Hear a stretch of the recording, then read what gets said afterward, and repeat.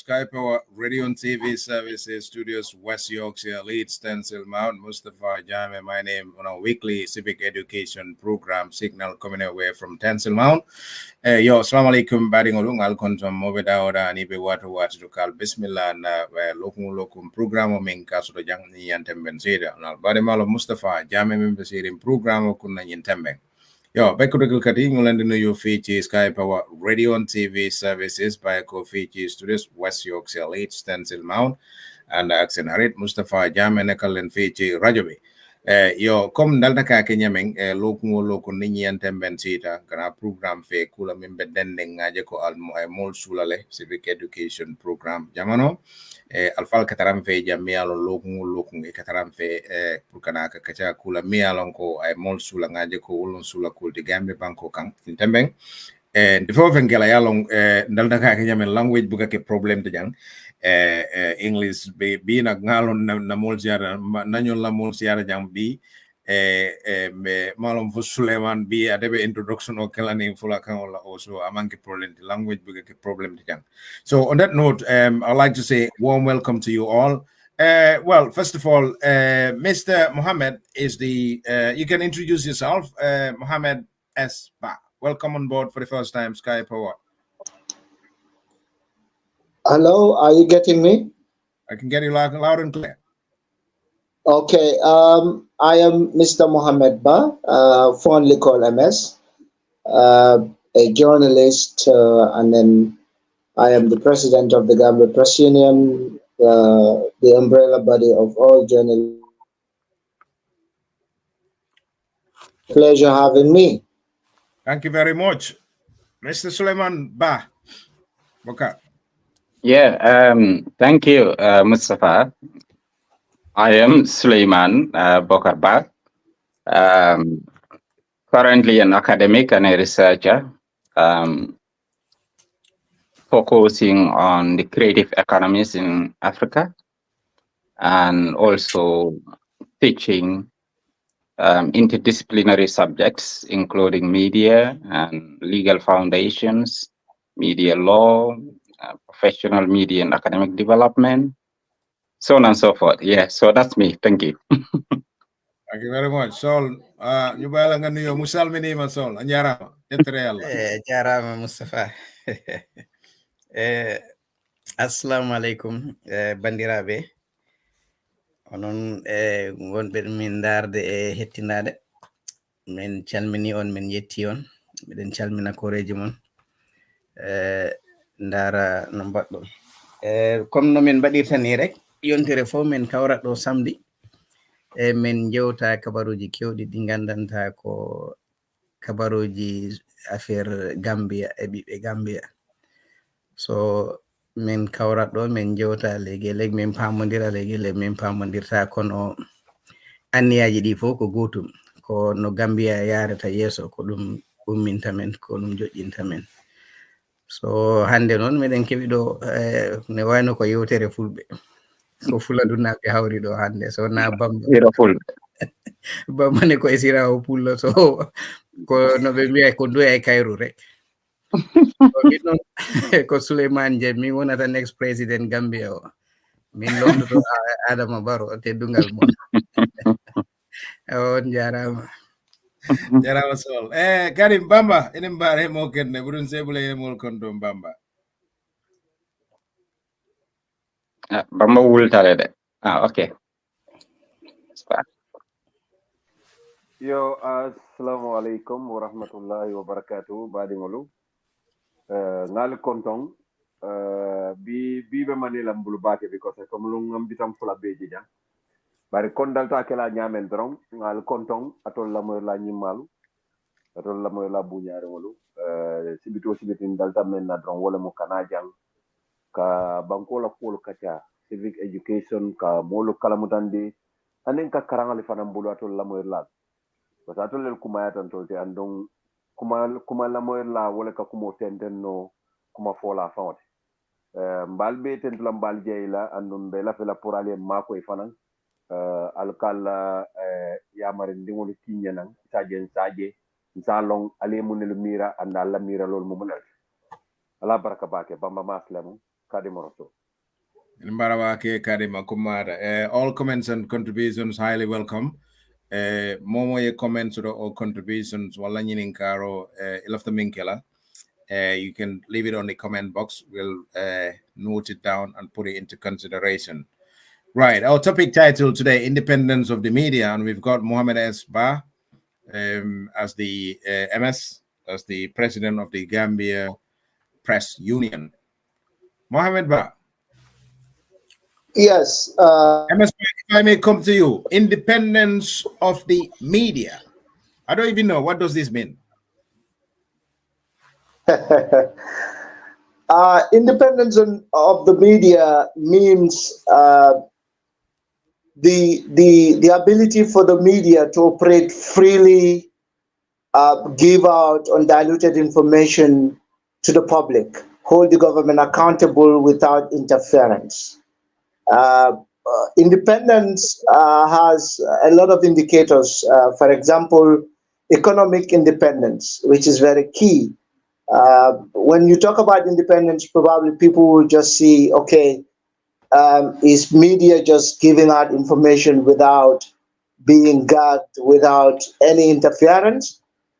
It is just beyond political interference, though it also, political interference has a link to all the other indicators in terms of independence. For example, economic independence. Also, which is very important. And for example, during Jammeh's era, or even during the time of Edward Francis Small, when he was operating as a journalist and he was operating as a media chief, there was a time that the British government at the time, which is the representative of the British government in the Gambia, were interfering on his work. Economically. For example, they ask all the civil servants not to advertise with his newspaper at the time. Coming to Jammeh era, the same issue happened, and then there was a time also, even currently, we've seen that even last year, when some information with regards to government, saying they will just have an advertisement or they will have an engagement with only the media that they perceive to be promoting their agenda.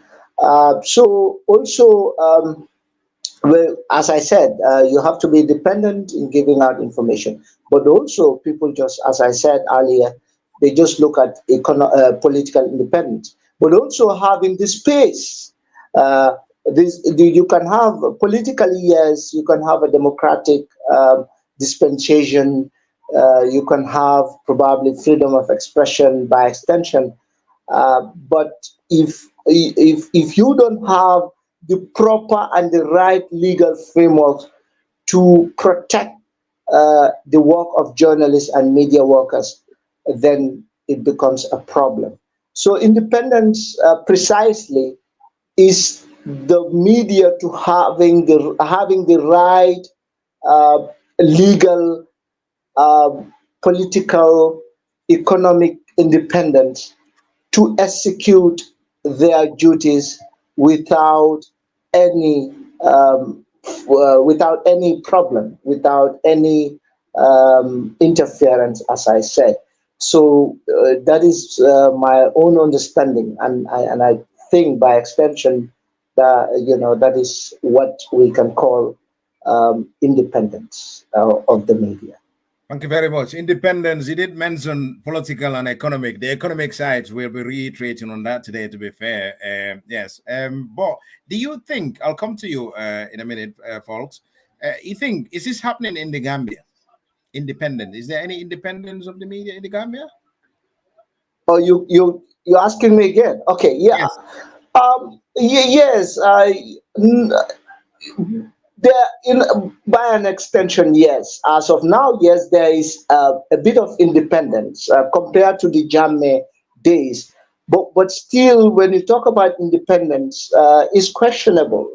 For example, we've seen just recently when government gave $40 million to few media houses, which is going to obviously compromise their independence as the media. If you look at the role of the media, which is stipulated in section 207 and 208 of the 1997 Constitution, it has tasked the media to one, encourage or promote divergent and dissenting opinion. Now, if you are giving money, citizens cannot give a media house even $1 million. None of these citizens, maybe Dr. Suleiman Bokar can donate $1 million to a media house. So that will be practically impossible because government has the resources. So they cannot just give out $5 million or $10 million to tell the media to promote their agenda.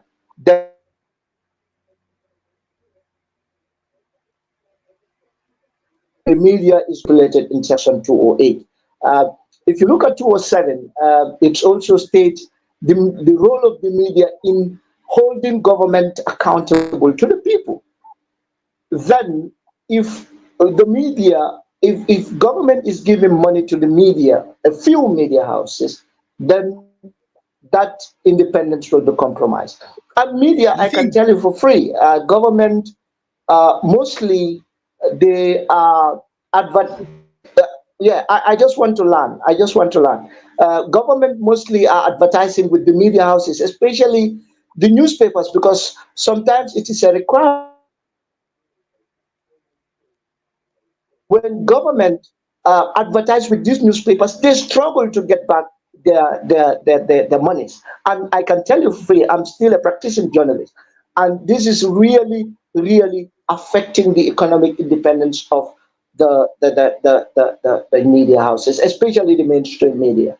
Yeah, basically. So there's a level of independence. For example, from a scale of 1 to 10, I will give 5. So we're still struggling to meet the other 5. Thank you. 50-50 media independence in the Gambia, Suleiman Bokar. Your thoughts of the independence of the media? Bugon na interject tudi rek bala Suleiman Bokar di ñew. Okay, all right, that's fine. Yes. Ko min jotata do hande ko affaire kabaruji e njottinoɓe kabaruji ɗi. So comme no wayno newspaper ji ni, no wayno radio ji, no wayno television aji. So comme ngiwɗo haalde o joni ko Mohamed MS Ba, kanko woni président Gambia Press Union o. So ko haali ɗo ko ɗum woni o wi wawande hoore mum dal newspaper ji ɗi journalist ji ɗi o wi so tawi ne waɗa comme like go'o ha 10 pour wawande hoore mum o hokka ɓe 5 ɓe mbawana koye maɓɓe so ari affaire kaalis ma jawdi heɓande hoore mum. So ko hewɓe maɓɓe koye laamu ngu ɓaari. Ɓayta ko laamu ngu ɓuri hewde kaalis no wayno Minni, no wayno Bamba, no wayno Moustapha o Tokaram Souleymane. Laamu ngu ɓuri hewde kaalis. So tawi laamu ngu ne hokka newspaper ji ɗi o media houses ji ɗi kaalis pour ɓe kalna yimɓe ɓe programme ji maɓɓe ma ɓe darano laamu ngu ne wayno ni ɓe keɓata konngol maɓɓe, ndimagu maɓɓe tawi ne manki. So kono min e hooram no jirumi ni dimo ko e jikku wona basal wona hebde ko jikku woni ndimagu. So min Suleiman Bokar so ari hokki kam ujunere dalasi wi kam wata haale Bamba ko moƴƴi. So ni magam hokkani kam yettude on kalis haala e Bamba ko tawanta wana jikkumo. So even though government on e hokka ɓe kalis ne hedde maɓɓe weeda kamɓe ɓe ndimagu maɓɓe ɓe mbawa ɗum samminde ma ɓe sammita ndimagu maɓɓe. So min ko noon jirumi dal Mr. Ba mi andan ko ɗum mbiɗa hen. Well, thank you, Togara. Oh, okay. Yeah, no, I was just wondering if I can come to you, Suleiman Bokar. You know, MS did mention to say that it's 50-50, 50-50 media independence in the Gambia. Your thoughts on independence of the media and the 50-50 side of it, you know, would you give it 50? Your thoughts? Well, I'm not sure if I would be brave enough to make that kind of assessment. But from a broader perspective, when you look at the independence of the media in the Gambia, you have to look at a lot of factors that interplay. And precisely that is what we call the political economy of journalism, looking into the structure of journalism in particular in the country. So you have to look at the legal and the regulatory framework. Does it provide independence for the media? You have to look at the system of media ownerships and concentrations in the country for you to be able to determine whether we have freedom of the media. Well, media independence here, in a sense, in other words, we're just talking about freedom of the media. That is to be able to freely publish without prior censorship before publication. So that is what we are talking about. So when you look at the legal framework, I've heard Mohammed to mention specific sections of the Constitution. And over the past few weeks, I've had many people even quoting Section 25 or 28 of the Constitution that provides for the protection of media freedom in a view to hold the government accountable to the people. That is right. But there is no explicit provision in the Constitution that guarantees editorial independence. So in a sense, when you look at the structure of journalism in the country, you do not expect, particularly the press, the printing press, to be non-partisan. Because the history of the printing press has always been from a partisan perspective. All over the world, all the newspapers, most newspapers have their partisan affiliations. So there is no such call independence of the media, except unless and until you look at the production practices of the media establishment in the country. Now, what do I mean by the production practices here? Look what dominates their content. Look at their angling, the plurality of voices, and the substances output of their publications. Then you'll be able to make a thorough assessment of whether a particular publication is independent from partisan considerations or not. But more importantly also, you have to look at the ownership of the newspaper. More importantly also, you have to look at the ownership. I think I'm hearing myself. Somebody's monitoring somewhere. Whoever is monitoring, can you manage to lower the monitor down, please? No, Mustafa, normally if you receive a call while online, your video echoes. I did not receive any calls, so no, I mean one of us, any of us that received a call. then the whole thing would echo again. Okay. Whoever is getting called, can you control this call for us? Thank you for the technical support, Baba. Yeah, thank you.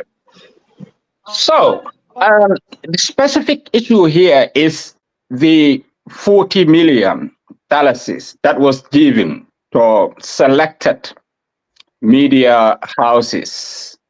Well, what it said is that was to promote government agenda,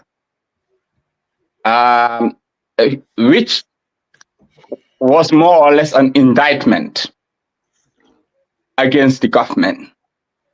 An indictment in the sense that the person who framed it that way may have framed it wrongly. But what has been raised in the public is the ethical considerations regarding the government giving out $40 million to the media. To my understanding, it's a give and take.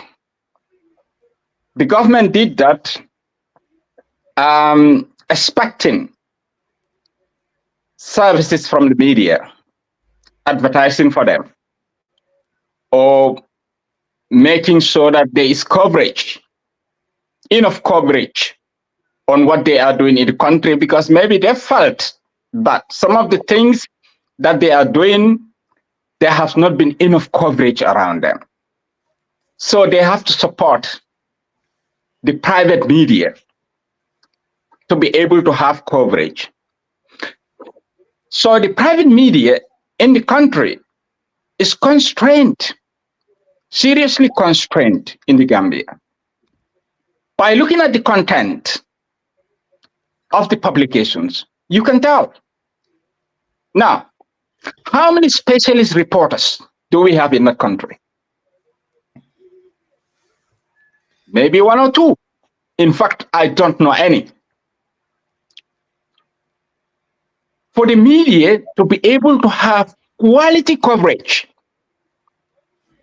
making the borough government accountable in the area of economics, in the area of politics, you have to have specialist reporters who would objectively, impartially be able to write constructive reports, not the usuals that we see on the media. He said, she said.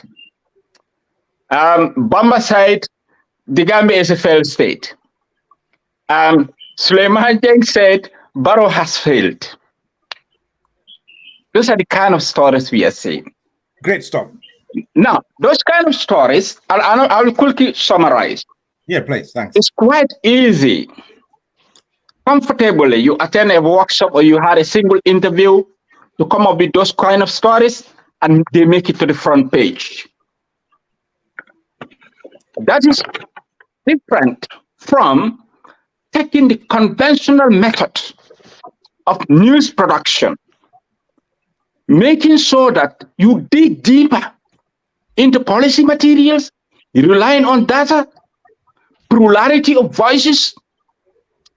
So precisely coming up with one story is likely going to take you a whole day or even more than a day. So are the newspapers resourced enough to come up with those kind of holistic coverages? And I think that is why the government thought they have to support the private press. Now, clearly, this is departure from the past. For me, it is a good thing. Yes, there are ethical considerations, but why did I say it is a good thing? It's because you have to look at the Gambian context in particular. In the past, not only the media was contending with legal and legislative restrictions and repressions, but also even financial sanctions from the government. Now, when this government came in, they opened up, they liberalized the news market. Some criminal laws we declared unconstitutional, partially. Some of them are still in place, but not as enforced as in the past. But most importantly, they liberalize the sector. And you have all these private TVs and those who were operating in the diaspora return home to be able to compete in the news market. And that competition is yielding. And that is why the government is no longer quite comfortable that GRTS, which was the mouthpiece of the government, can do their bidding for them, because they know the industry is now quite competitive. So naturally, governments do this. Good, great. You look at those that you believe that are either neutral. Well, neutrality may not exist, but impartial in their coverage, or even those that are pro-government. You can have the private media that are pro-government. The Daily Observer was pro-government. Now, I don't want to mention specific papers here, but you look at their content in the past, you know they were pro-government as well. So the government is likely going to award adverts to those kind of publications. Well, okay, thank you. Can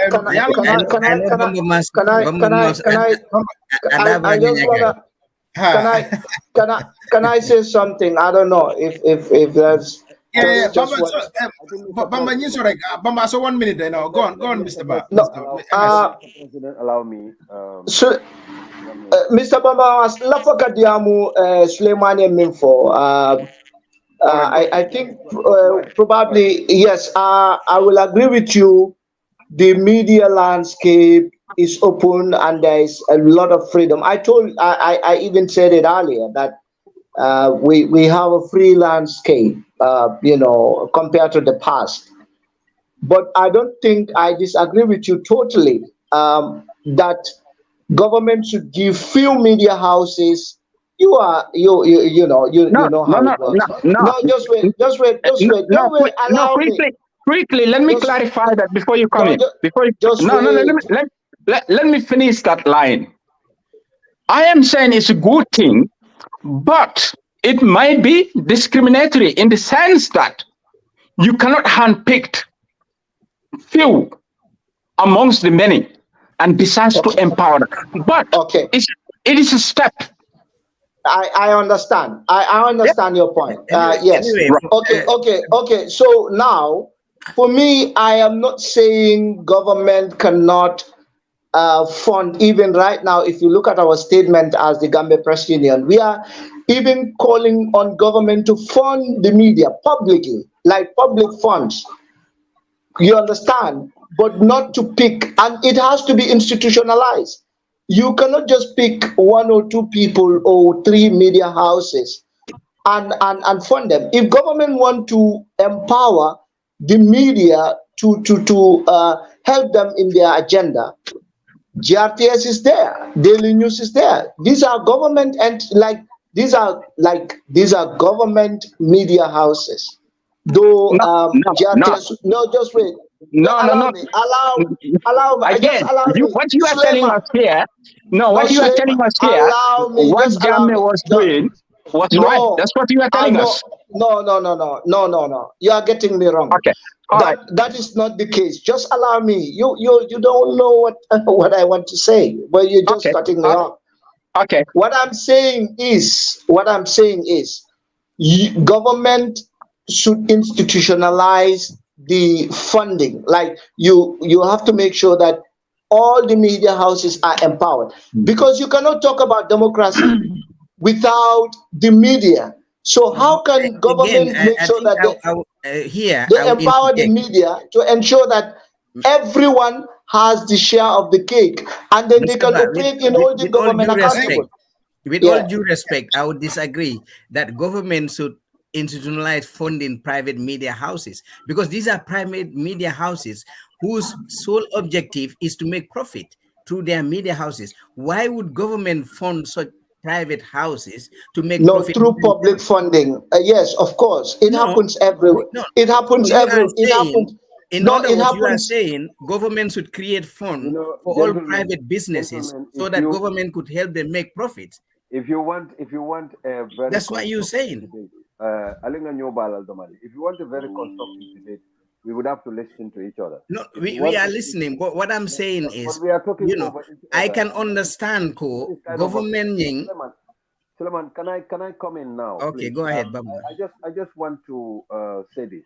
Mustafa, in my view, on biased view, I would say if anybody would give applause to the government, it is the media side, where at least they've achieved something in terms of change since the fall of dictatorship. Let me speak in Mandinka for the benefit of our listeners. Precise. Nibe mansakunda jaila nte la jeroto ye katakuol ke daming so far wala mu media because niaju be kabring the Gambia Press Union aning CSO solo e wulita ye bulo ka nyoma ye Teo City pour ka ATI bill nyin ka dundi in parliament, the access to information bill. It was unanimously passed in July 2021. Niajube, womo a presidential steplet compared to Tolbotanun Daming. Niajube, wotuma journalist solu ka fa Gambiale. You remember the late Data Hydra. You remember the late Chief Mane and things like that. Journalist solu ka Butele, journalist solu ka Lepal. Of course, Barola na kuto watola.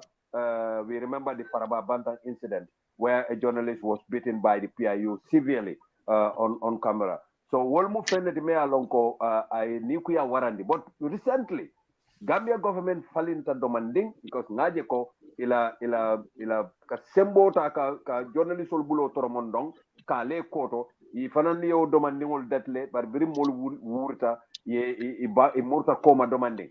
Ngalon ne ko president of the press union Mr. Ba abe son na kuma kangola kafoko ni ajube even when we lost two of our gallant men in uniform, two police officers ye bunki dole ye fa journalist o men tata nung jululung purukata la investigation ola je he came and he was arbitrarily arrested and detained and wolmo kula de me alonko wo Gambia no kijo farale demanding alaji bora me alonko a commentator also iba fanambula within the journalist fraternity media fraternity was also arrested and detained in Comunicado.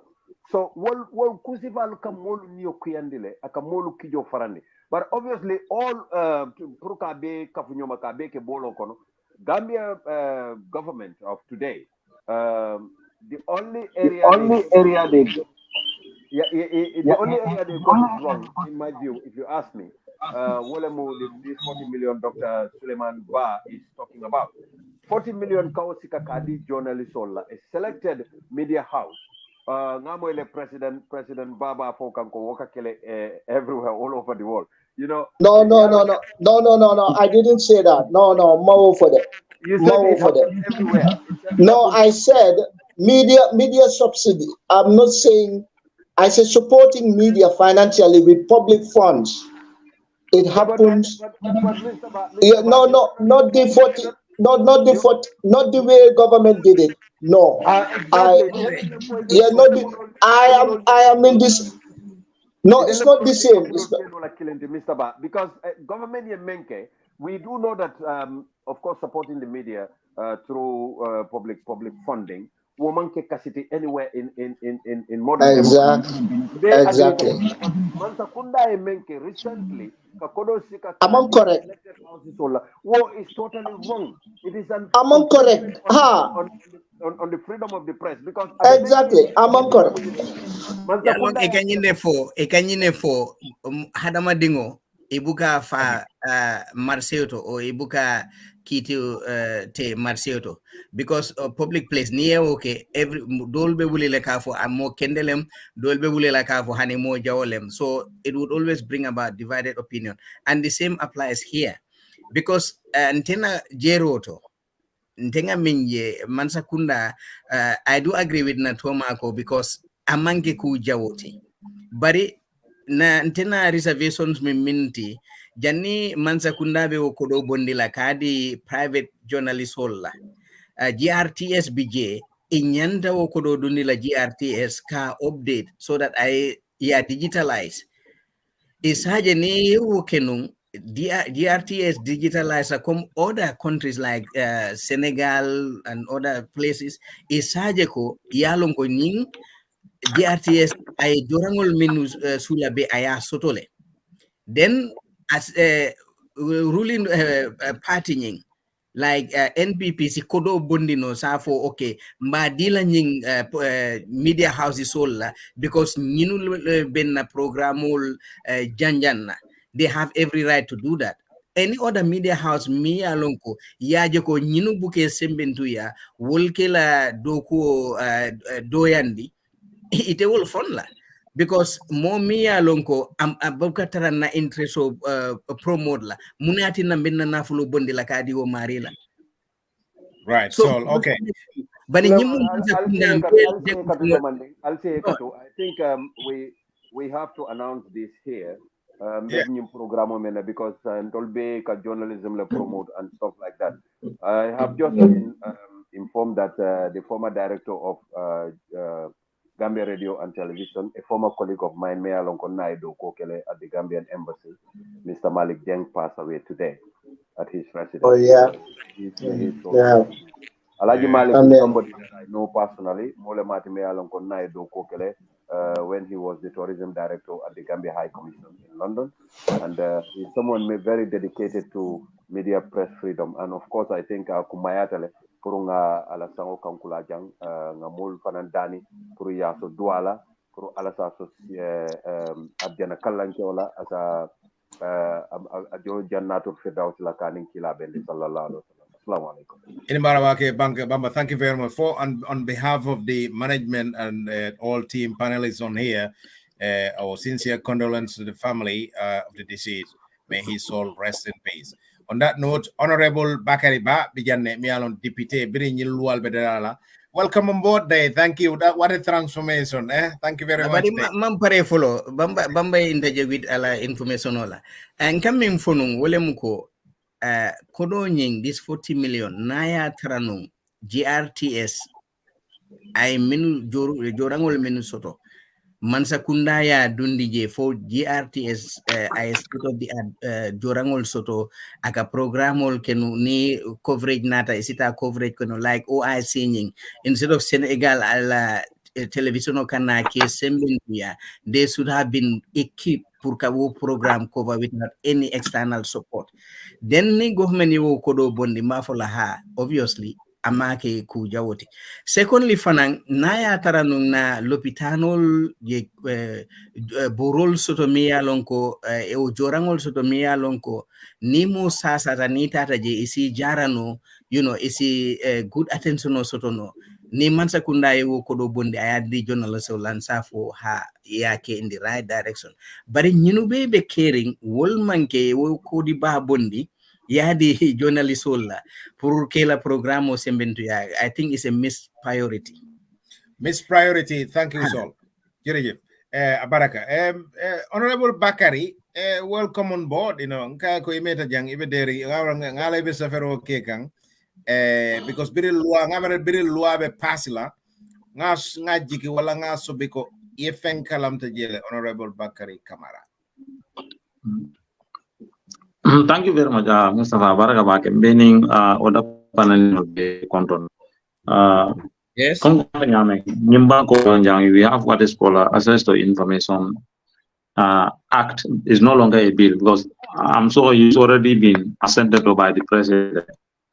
And one step in the right direction at the Kajiko. Dolbetter bank many press freedom because journalism wando more many maraki barola sembentu yani kaje ko sula take barola wado wa dula momanya na obstacle de nyaro ka so but kongo ngavanya having a law in one place and is one thing and then putting it into practice is another thing and gambia jang na adolo te me alonga kola ba wa jamal le be jam bari bakata Ninga jibe the issue of press freedom, starting from Buran Mumen Konania compare sign.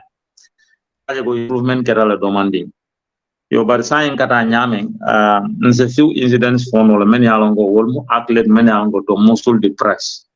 And you cannot talk of a better democracy ning atma press freedom morning after compromise la ngajela nung Gambia nol be te aussi 2016 kajo ko press freedom be hinat abuses nol dolel kon many ango nyum banko ka kere so nim fero na rake fom move ta kama sekunda falling kajo ko ma sekunda keno mina nyame anung press freedom be ka ko me ko kumbake to an extent pour ka loi de da kajo mol be fan sot la nyame ibe kibaro sot la rekela ko blada balana fonga loi de da so wona respect la bake but sa nimu rana ngajube ko ngaf nyam few incidents non menu tambita where attempt because hal seru nyol to fam ala lo bakar no ngara some media houses were consulted ka fo go infakala la lansin sa namba lafta jela ka operate nyame so wolbem activity le me alongo ka ila lafta press nyim mosul la pre canadian will be keranyum banko kanja. Aning the of recent main form problem modi the media fraternity nying masakuna nyanta role sotola kajeko ibe kafundla nyoma nyame. So kumaseta kajeko some sort of discrimination maybe mfontela nga fahamu nyama is crippling in giving orders contract. Now the contract on tomato update kernel, but what criteria are they using? Kajeko media houses no you will classify as enemies. Others are seen as very friendly of government. So wolmu kule de mena ngo hakil to nyanda kala wol dolo ba. Pro government yadi wol in summary. Is that what you're saying? Ndenga je wala nyama because same considered as you are always on the offensive side. Kongo go to kaja nyama.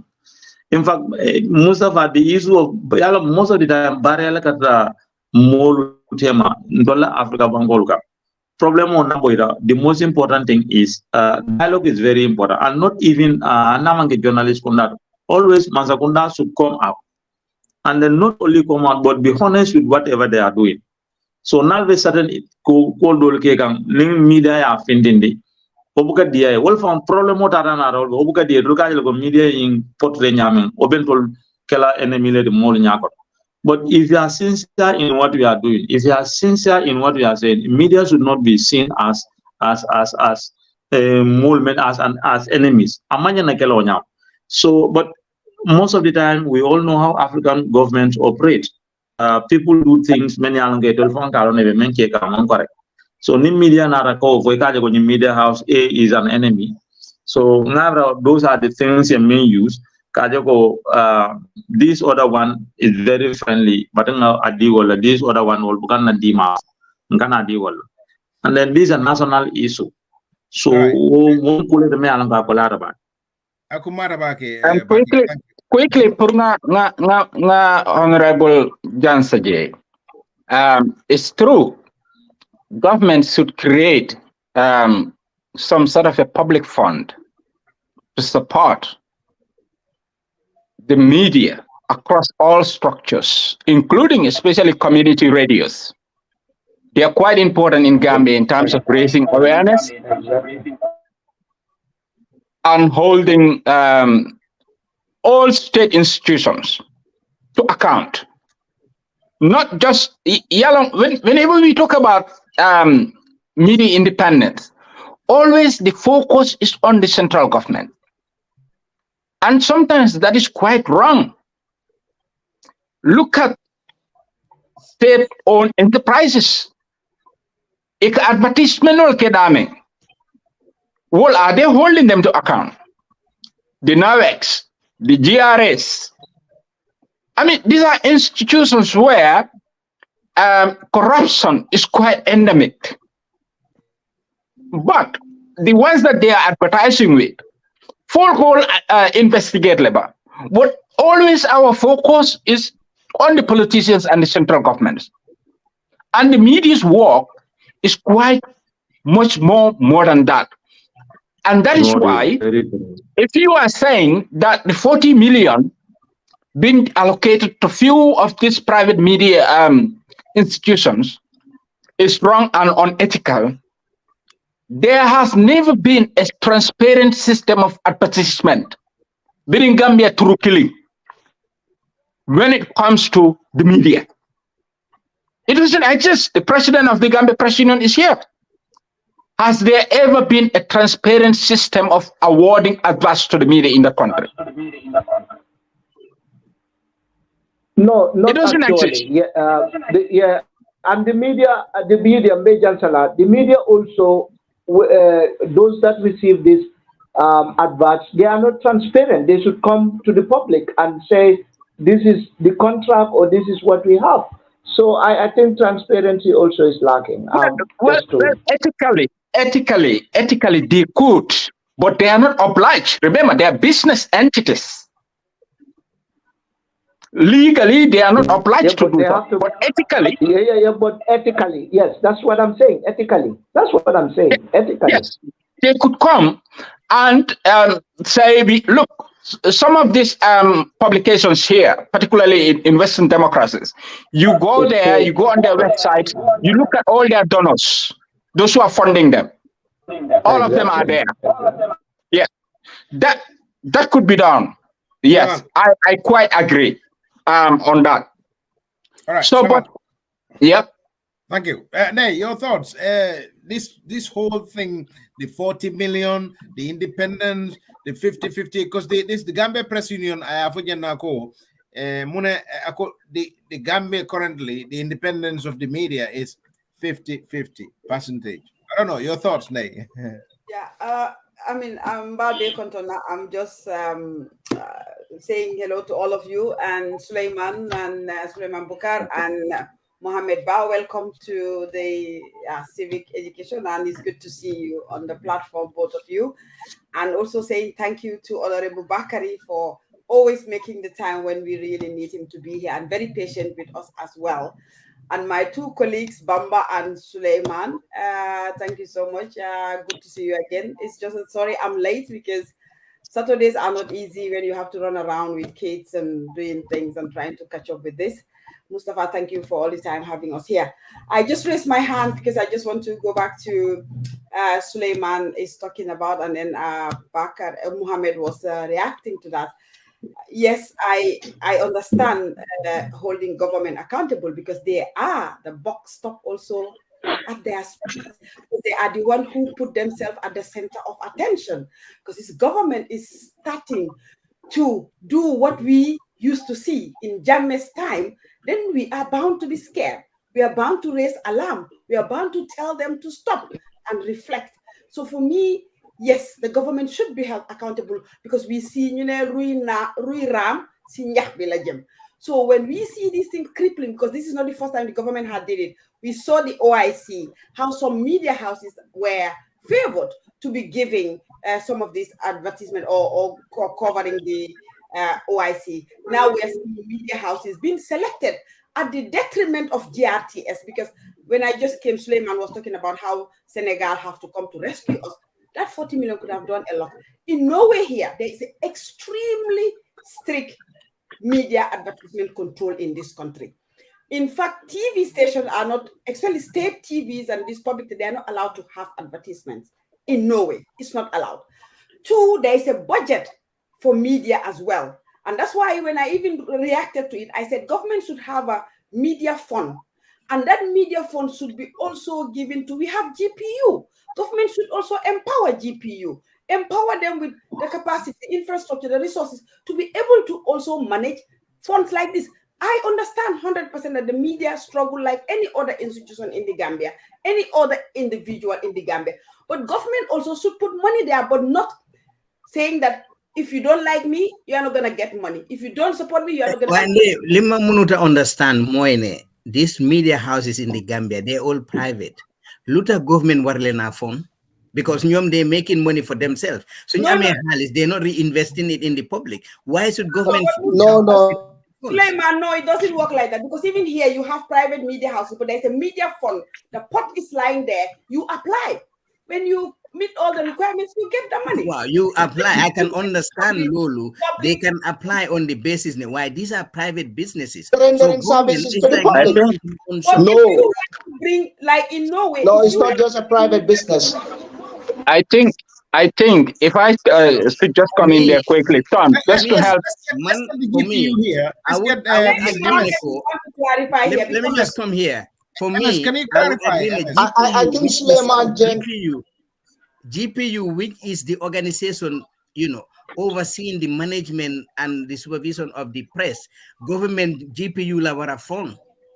Yeah, but then you have what I'm saying. GPU, and GPU has funding. Tom, media houses is media money. They can apply. Yeah, let me just quickly come there.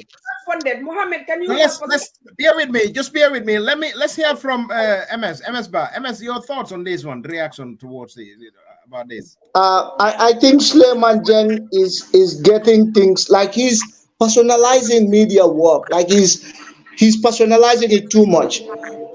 Media is not just in Gambia. No, wait, just wait. Allow me. No, allow me. Just allow me. Give him chance. Give him chance. If you see, the Constitution gives the media the role. It's a task given to the media to hold government accountable to the people. That means media should not be seen as just a private entity, but a public entity that is delivering service to the public. And remember, it is the fourth estate and democracy. It is there to strengthen democracy. They are there to ensure divergent and dissenting opinion, interrogate government policy, and make sure government is held to account. Are they doing that? Yes. Really? Yes. Media is doing that.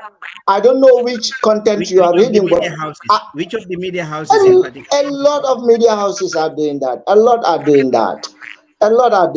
Media has been doing investigations. Media is actually scrutinizing the government. The only media beyond investigative journalism was the one led by Naga Muhammad, this other guy that was with us last week. Mustafa?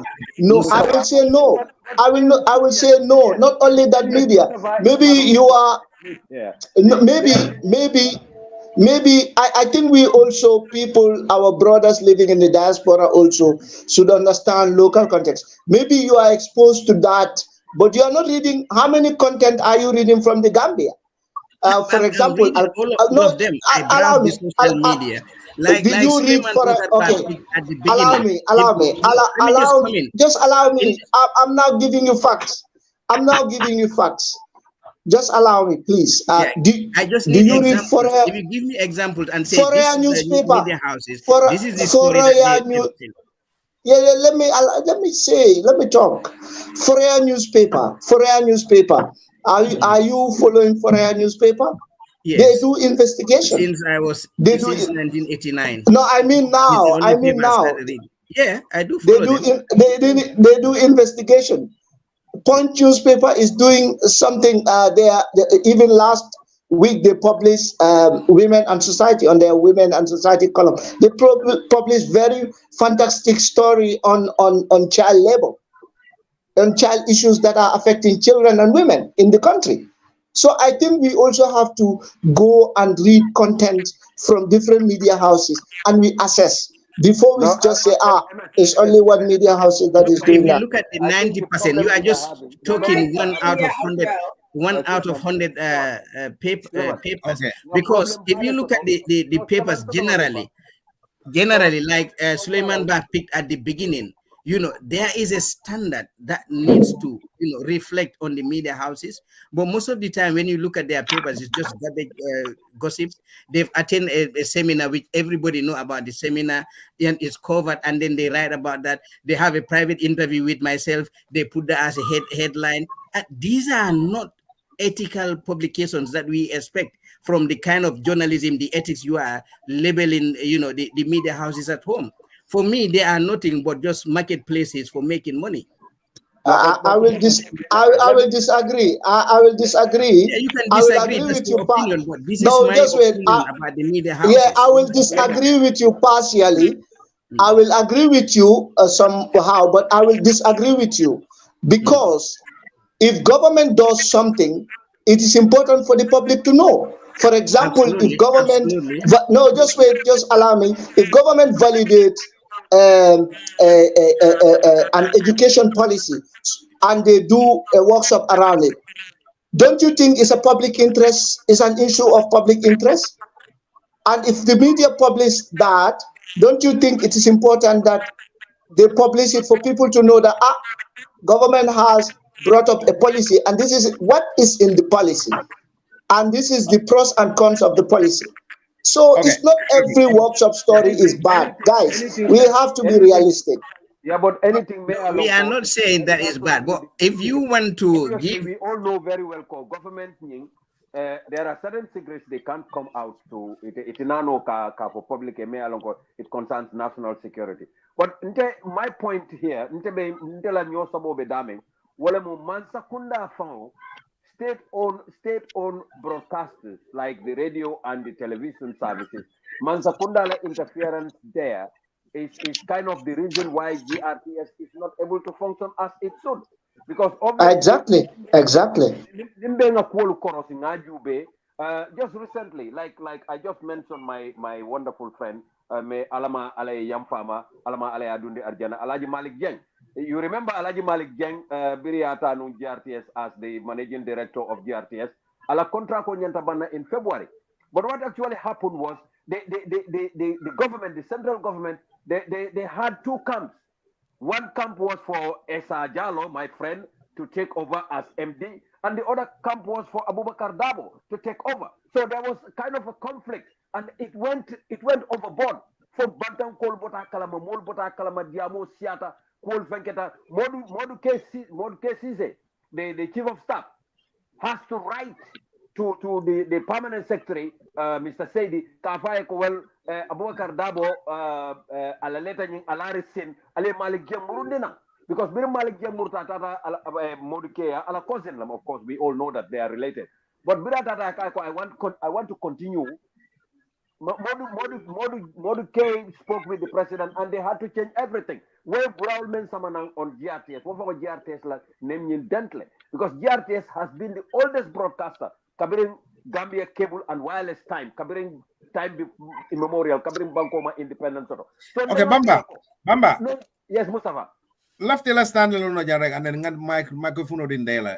Ite ya mira Gambia because Gambia Press Union la President Bijanne ako atela jero to independence min Gambia media independence mo 50-50 la kilim flanyango ye kodo min di media house la fay yanta di la yanta selective di role kala itela jero to Bamba ite famo Bamba ma.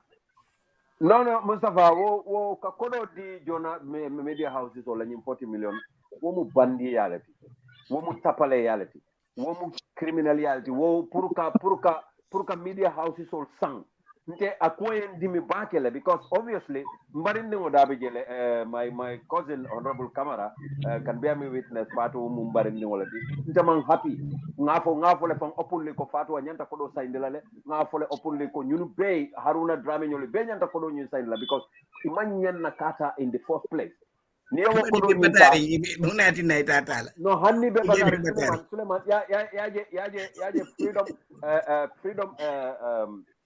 like freedom in slavery is better than freedom. I don't know. Freedom in poverty is better than riches in slavery. Obviously, being alone the call Gambia mobile bebatari. Like the Gambia Press Union, for instance. But Bamba, woman na mamira wonyanda kala excuse te purkaje ko kodo ya safe wala ya fo mol neo katije wala mol ka toreje wala mol ka bataje ñi ko ma hakil to baldi no because ne ya fo nyama personally ntenga minje personally Gambia Press Union there seem to be checks and balances of the government comment Dr. ntenga minje ni journalist so jube ila dokuo mainly Suleiman was used to be my editor-in-chief at the Kibaro. He knows very well. The ethics of journalism are very paramount.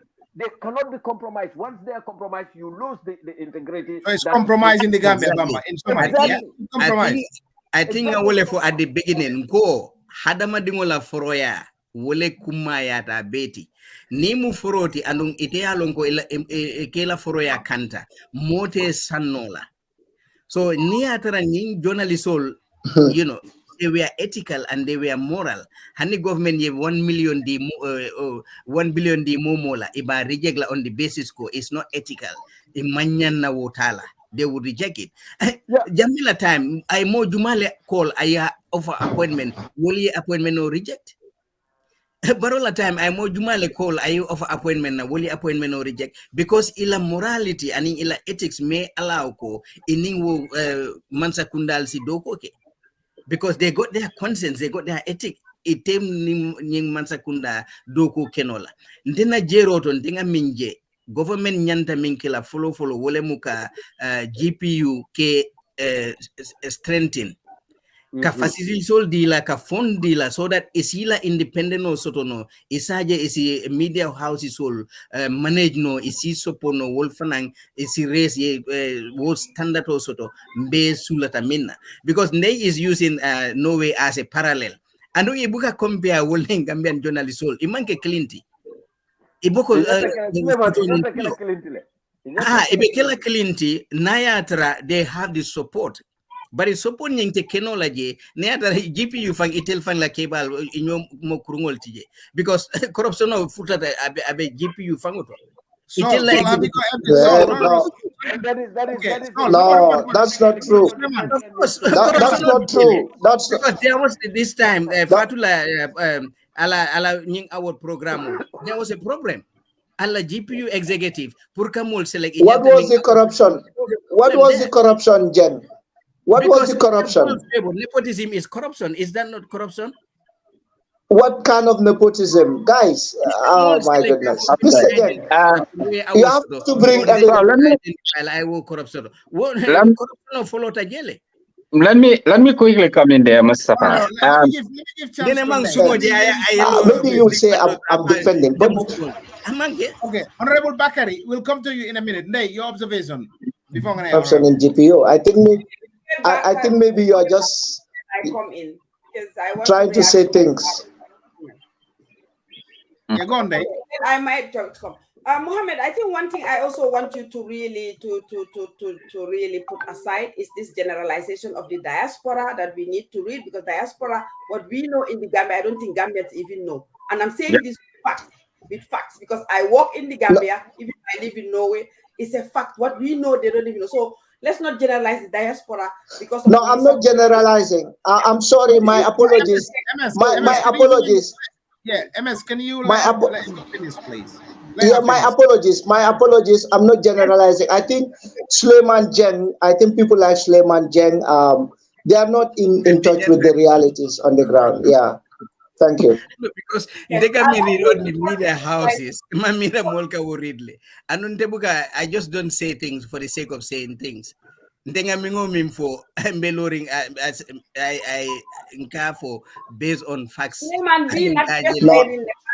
No, today you are doing opinion. I think you are just is an opinion. It's just like Ikaminu for me. No, but you are not bringing any facts. You're not bringing any facts. You're not bringing any data.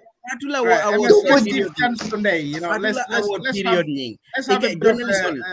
think Sirif Bojang was the president at the time.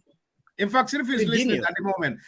I don't know. I cannot say anything about Sirif Bojang, and I know GPU has never been charged for corruption. I'm just saying GPU. Sirif Bojang was an executive of the GPU. No, please, that was an allegation. I think, please, with all due respect, Sirif is it's an allegation. GPU has never been. You say Sirif Bojang like Taimo. So I was not aware. I was a member. That was when it happened. No. So that was no, when it was I cannot confirm that. I don't think so. Okay, yeah, you don't have to confirm it, but it was in the media. Okay, right. Okay. So whether it was a founded allegation, a substantiated one, or unsubstantiated allegation, it was in the media. Okay, so you cannot deny that. So, Balalma, your thoughts? Yeah, because Mohammed, I think what Saul was saying, I also saw that incident when exactly. So you cannot deny that and hide your face because you are an executive member. I say that, but I saw it was back exactly. and forth. But what I also want to just bring in here is that back to this 10 million, 40 million. For me, it's like Barrow funding his re-election. That's it. I saw it as an electoral campaign, because if Barrow have Minister of Information, have presidential spokesperson for the government, then also, sorry, somebody is calling on the, I think sorry, just excuse me, let me just close this. They have the spokesperson. All the ministers have their PRs as well. Then you have the Minister of Information. You have all these people there working for the state, for the government. I think the government doesn't have to do it. To say that also, in fact, you cannot compare Norway and here, basic journalistic etiquette. I think then we are talking about that all the journalists in Gambia are just useless, excuse my language, because it's nothing, it's not like a rocket science to just have those etiquettes, to just have those basic. And for me, I believe that the GPU, those monies should have been given to GPU to strengthen GPU, give them enough resources to be able to follow up, have checks and balances on the with the journalists. Yes, not all the media houses have been, well, bought or whatever one call it. Of course, we saw, as you rightly said, Foria Point, even Standard, they do sometimes come up with these issues. We see them. But with the rise of online media houses, we have seen a trend. Media houses are not differentiating what is PR, what is a PR firm, and what is a journalist or what is a media house. And I think that is very confusing, because here in Norway, it's separated. You either are a PR media house or you are a journalist. So you have to... I think that you are just emphasizing what I say. You have to follow the etiquettes. You have to follow the rules of the... It doesn't matter whether you're a private media house or you're a public media. There are rules that govern it. If you say you are a PR media house, government has no business with you. You just do what you have to do. You look for your funds. You can as well apply, because there are other funding areas that you can apply. Basically, that is what it is. So I think GPU, I know there's a lot to do. It's difficult to navigate with government. I think you need to go back to look at the rules. I don't know, your negotiation with government, how you will get more help, strengthening that institution, because that institution needs support to be able to, if we're talking about access to information, if we're talking about transparency, if we're talking about a lot of other things, holding government accountable. If you don't have that institution that will help to govern, look at the ethics and all these things, then we will continue to have this discussion all the time, and we wouldn't even go anywhere. And honestly, we are seeing what we saw during Jammeh time. You are my friend. You talk good about me, you got the money. You don't talk about me, I punish you. And that's a fact. We cannot hide about these things. The media houses that receive the money, some of them are people I have so much respect for. Some people that I would even go out to support. But what is wrong is wrong. It's not right, honestly. And there's no discussion about it. Thank you very much. Honorable Bakari, you've been quiet for a while. Please, you've been patient. Thank you, Honorable. Yeah, Mustafa, first what I will do is Mr. MS media la dogo kumata bakele formolia kalamudala bank. Therefore, I think they should go back to the drawing board and organize themselves very well if they want government to take them seriously. That's one thing they have to do. It's really rather sad. Sometimes even the issue of capacity, I think you need to help them. As GPU, the main body, you need to help them. The way some media houses operate in the country, near follow. A lot of things are lacking. And I think these are some of the things why government is not taking the media houses seriously.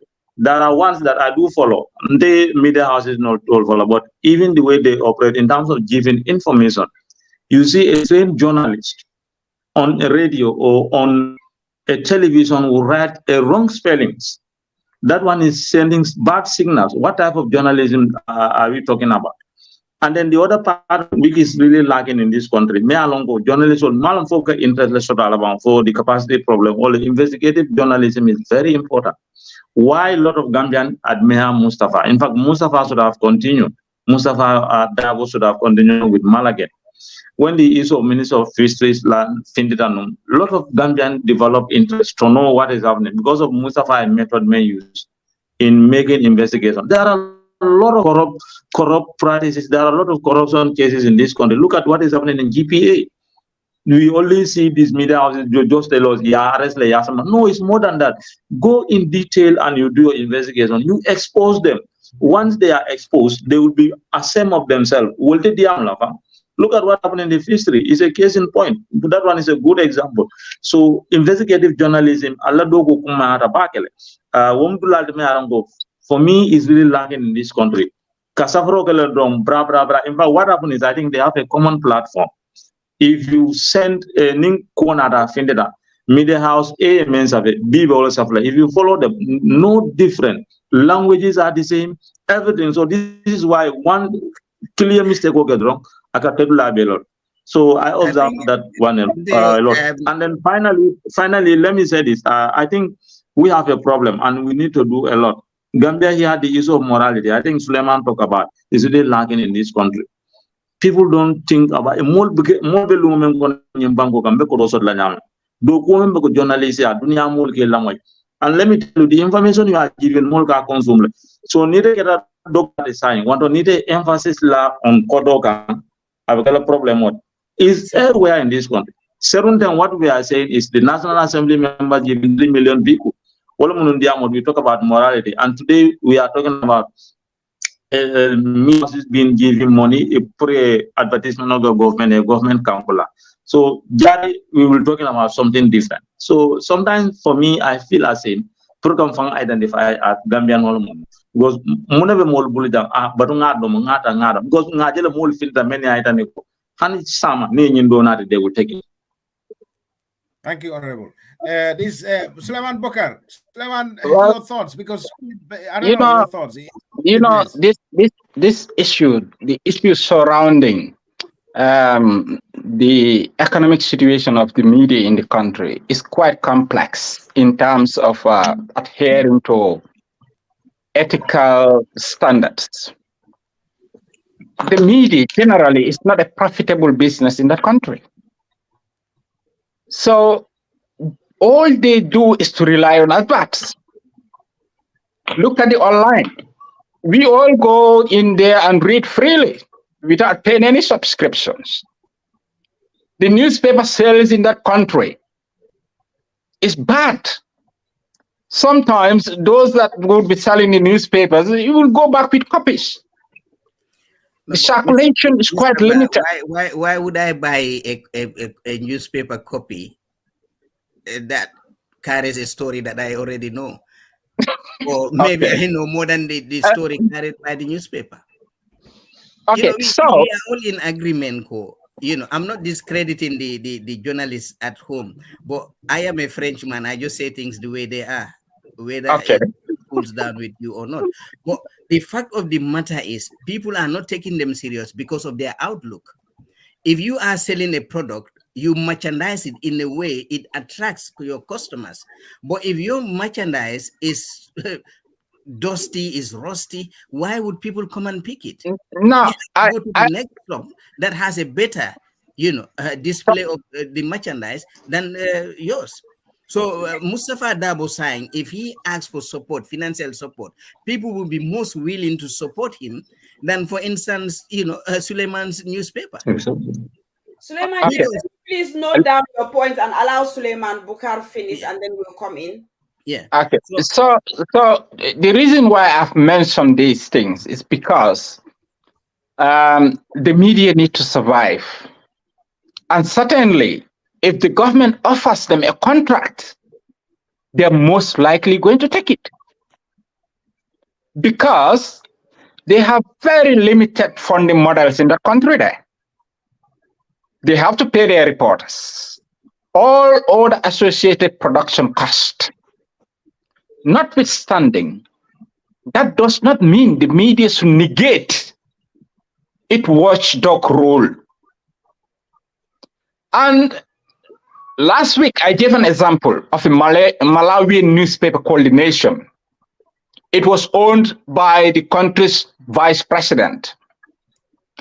Despite being so close to power, having access to power, they maintain strong ethical standards and even oppose the regime when they wanted to change the term limit, the constitutional term limits. It becomes one of the papers that expose the atrocities committed by that regime.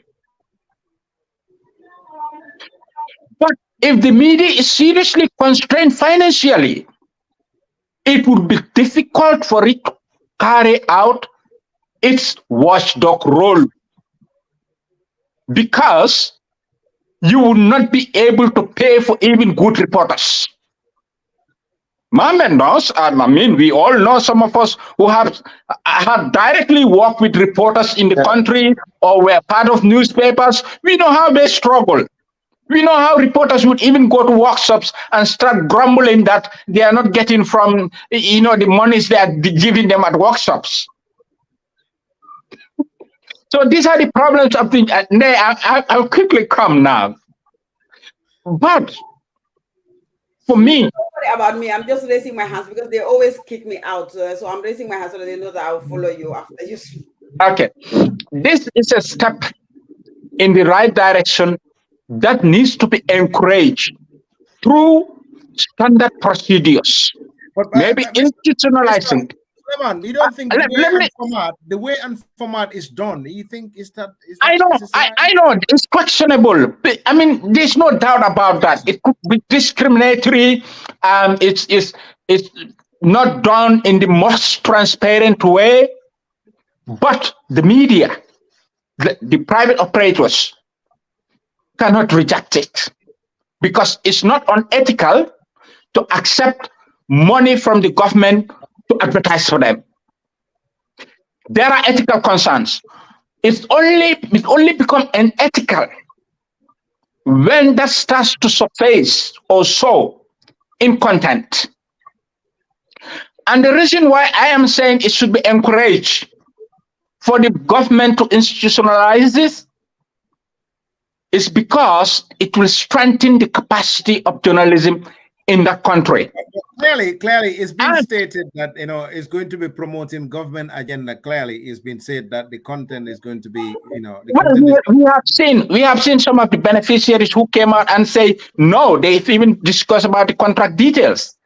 That the minister or the contractors, what they told them, that we do not want to interfere with your editorial decisions.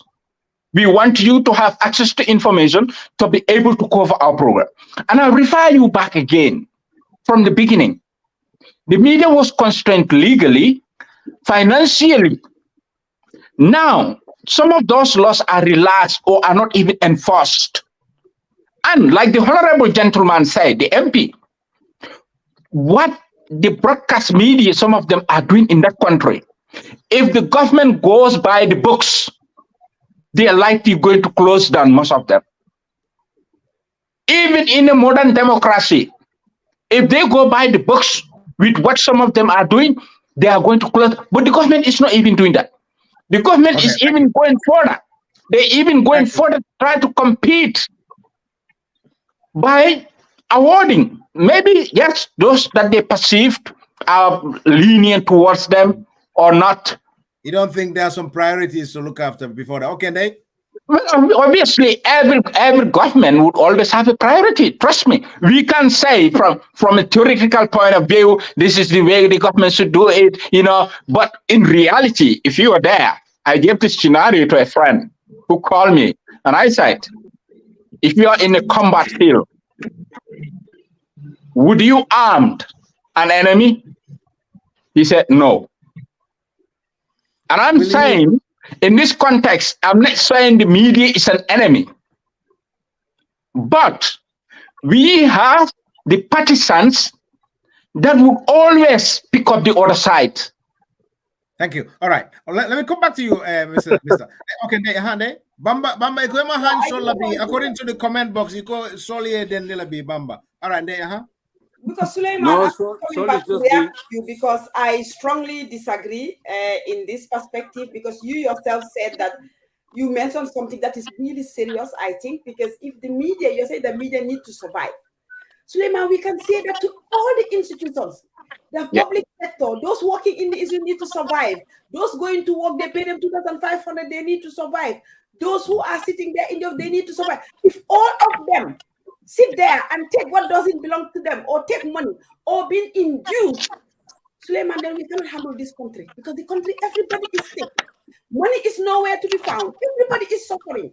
So now, if we are going to justify that the media need to survive, they need this. Yes, you qualify it by government institutionalizing this and putting proper procedures in. That I would agree. And I don't want that to be handled even by government. It should be a neutral body like GPU, or if they want to set up any other committee fund that will handle it. But what government did right now is unethical, because they made it very clear that we choose you, we don't choose you. And then it was restricted, what's the name again? Restricted tender. They made it a restricted tender, and that also you end up calling people to come in and apply for it. Those who you know they are your friends. Suleiman, So, is everything wrong about would you say this is like open? I agree with you, Day, on the process, the procedure. I agree with you on that totally. What I'm saying, I am speaking on the side of the media. What I'm saying, there's nothing wrong for the media to accept contracts to advertise and be able to carry out their functions. Now, on the side of the government, they have to speak for themselves. No, yes, Mustafa, I don't have a problem. My company, we pay for advertisement in the media house. Okay. Let me just finish quickly. As you yourself said, is what is wrong. And for us to even think that anybody who is dying, they need to survive, then let's talk about even corruption in the Gambia, because yes, I need to survive 2,500. It's not going to feed my people. I will dip into the pot, or government give me some feedback. I take it. So this is where I think I think. Okay, Bamba, you go ahead. Let me come in. Day. I just want to let me just finish. But Mustafa, I'm fair. Even they back against us, so that's not fair. So this is corruption as well. Like this. This is corruption. COVID-19. Yes, and also Suleiman talked about the watchdog role. And again, I don't know why I'm so fascinated with GPU. I just feel that GPU need to be strengthened, Suleiman. I think that's where the GPU. Look, Mustafa, I'm gonna have to leave now. I just want to conclude and go. I have other things to do. Now, the GPU. Once you have strong media houses in the country, by virtue of their membership to the GPU, I believe that would strengthen the GPU itself by extension through membership contributions and, of course, through other donor fundings. Now, something is happening in the Gambia in terms of censorship, and people are not paying attention to that. And I don't want to let the cat out of the bag now, but I'm coming up with a publication pretty much soon. That should be a focus as well, not always on how the government is trying to control the media to do their bidding, or here and there incidental issues within the government, but how journalists are being assaulted also by even members of the public, including partisan supporters of other political parties. The digital harassment of content providers online, calling them names, misogynistic terms. These are all censorship acts that are even worse than what the government is trying to control, giving money to media houses or however you try to describe it. That form of censorship is worse because they can demoralize journalists, depress them, and even make them quit. UDP boycotting some other journalists. Is that another form of censorship? Okay. Anyway, thank you guys. Only do those things when you strengthen institutions. If you mention the UDP, Suleiman, we all know what happened. You strengthen them. What happens with the NPP media? Any media house, NPP media comes again, the government would try to stifle. Nobody look after that. Even me, I go through lots of. No, but remember the carry. Remember appointment put la across. Okay, left appointment put la across. Mbe hakilo bakanne during COVID-19. Mansakunda 15 million le bondi. iko mellande pour ka di media houses all. Some media houses manson kodo nyi accept la. Mamme understand wala mu nyinte ko Mansakunda in that budget you meant that for media houses the Gambia Press Union was not mentioned. Mr. President, we just malam for I fence as an organization for Mansakunda lao 15 million for Gambia Press Union ye fence to kono. Yalo nimbe criticize. Let us criticize constructively. Ntebuka Mansakunda la men understand. Wale munyento ko Mansakunda. We of course we all working for press freedom. But in Yajube Pura itself, Public Utilities Regulation Authority. What is there to regulate the media and all that sort not? We are told on quote unquote, they are independent body. But bring president, bring budget enter soldier president Kondong Korite Kondon Dirola. President was furious about certain media houses, King FM, Home Digital FM, or whatever. President Olufenke, the following day, Pura wrote to them, asking them for explanation.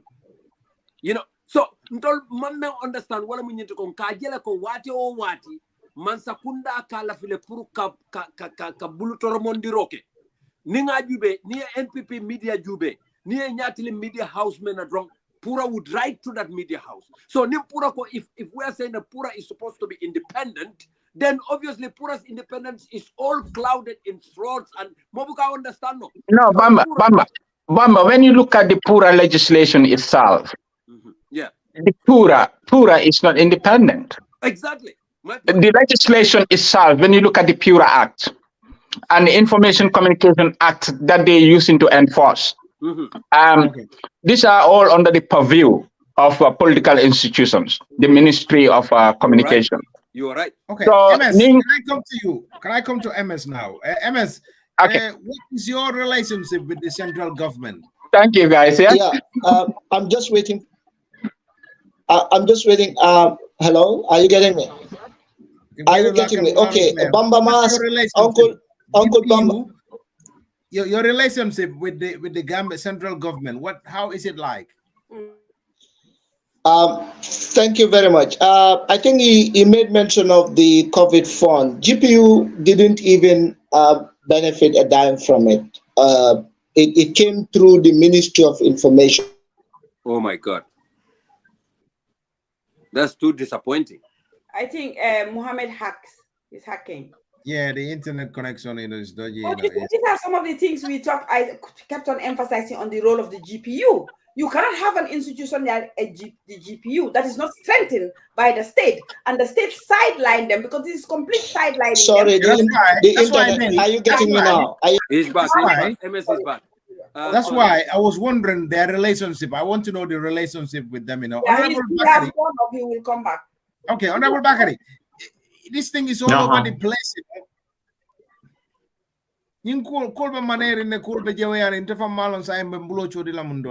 Honorable Bakari, can you hear me? Yeah, I think yeah.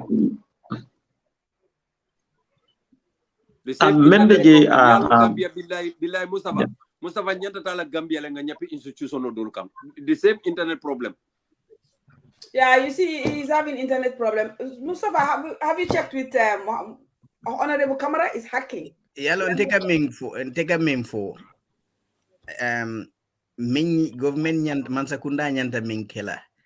Wolemu nte, in my own opinion, ila priority nyanta tarala GRTS le.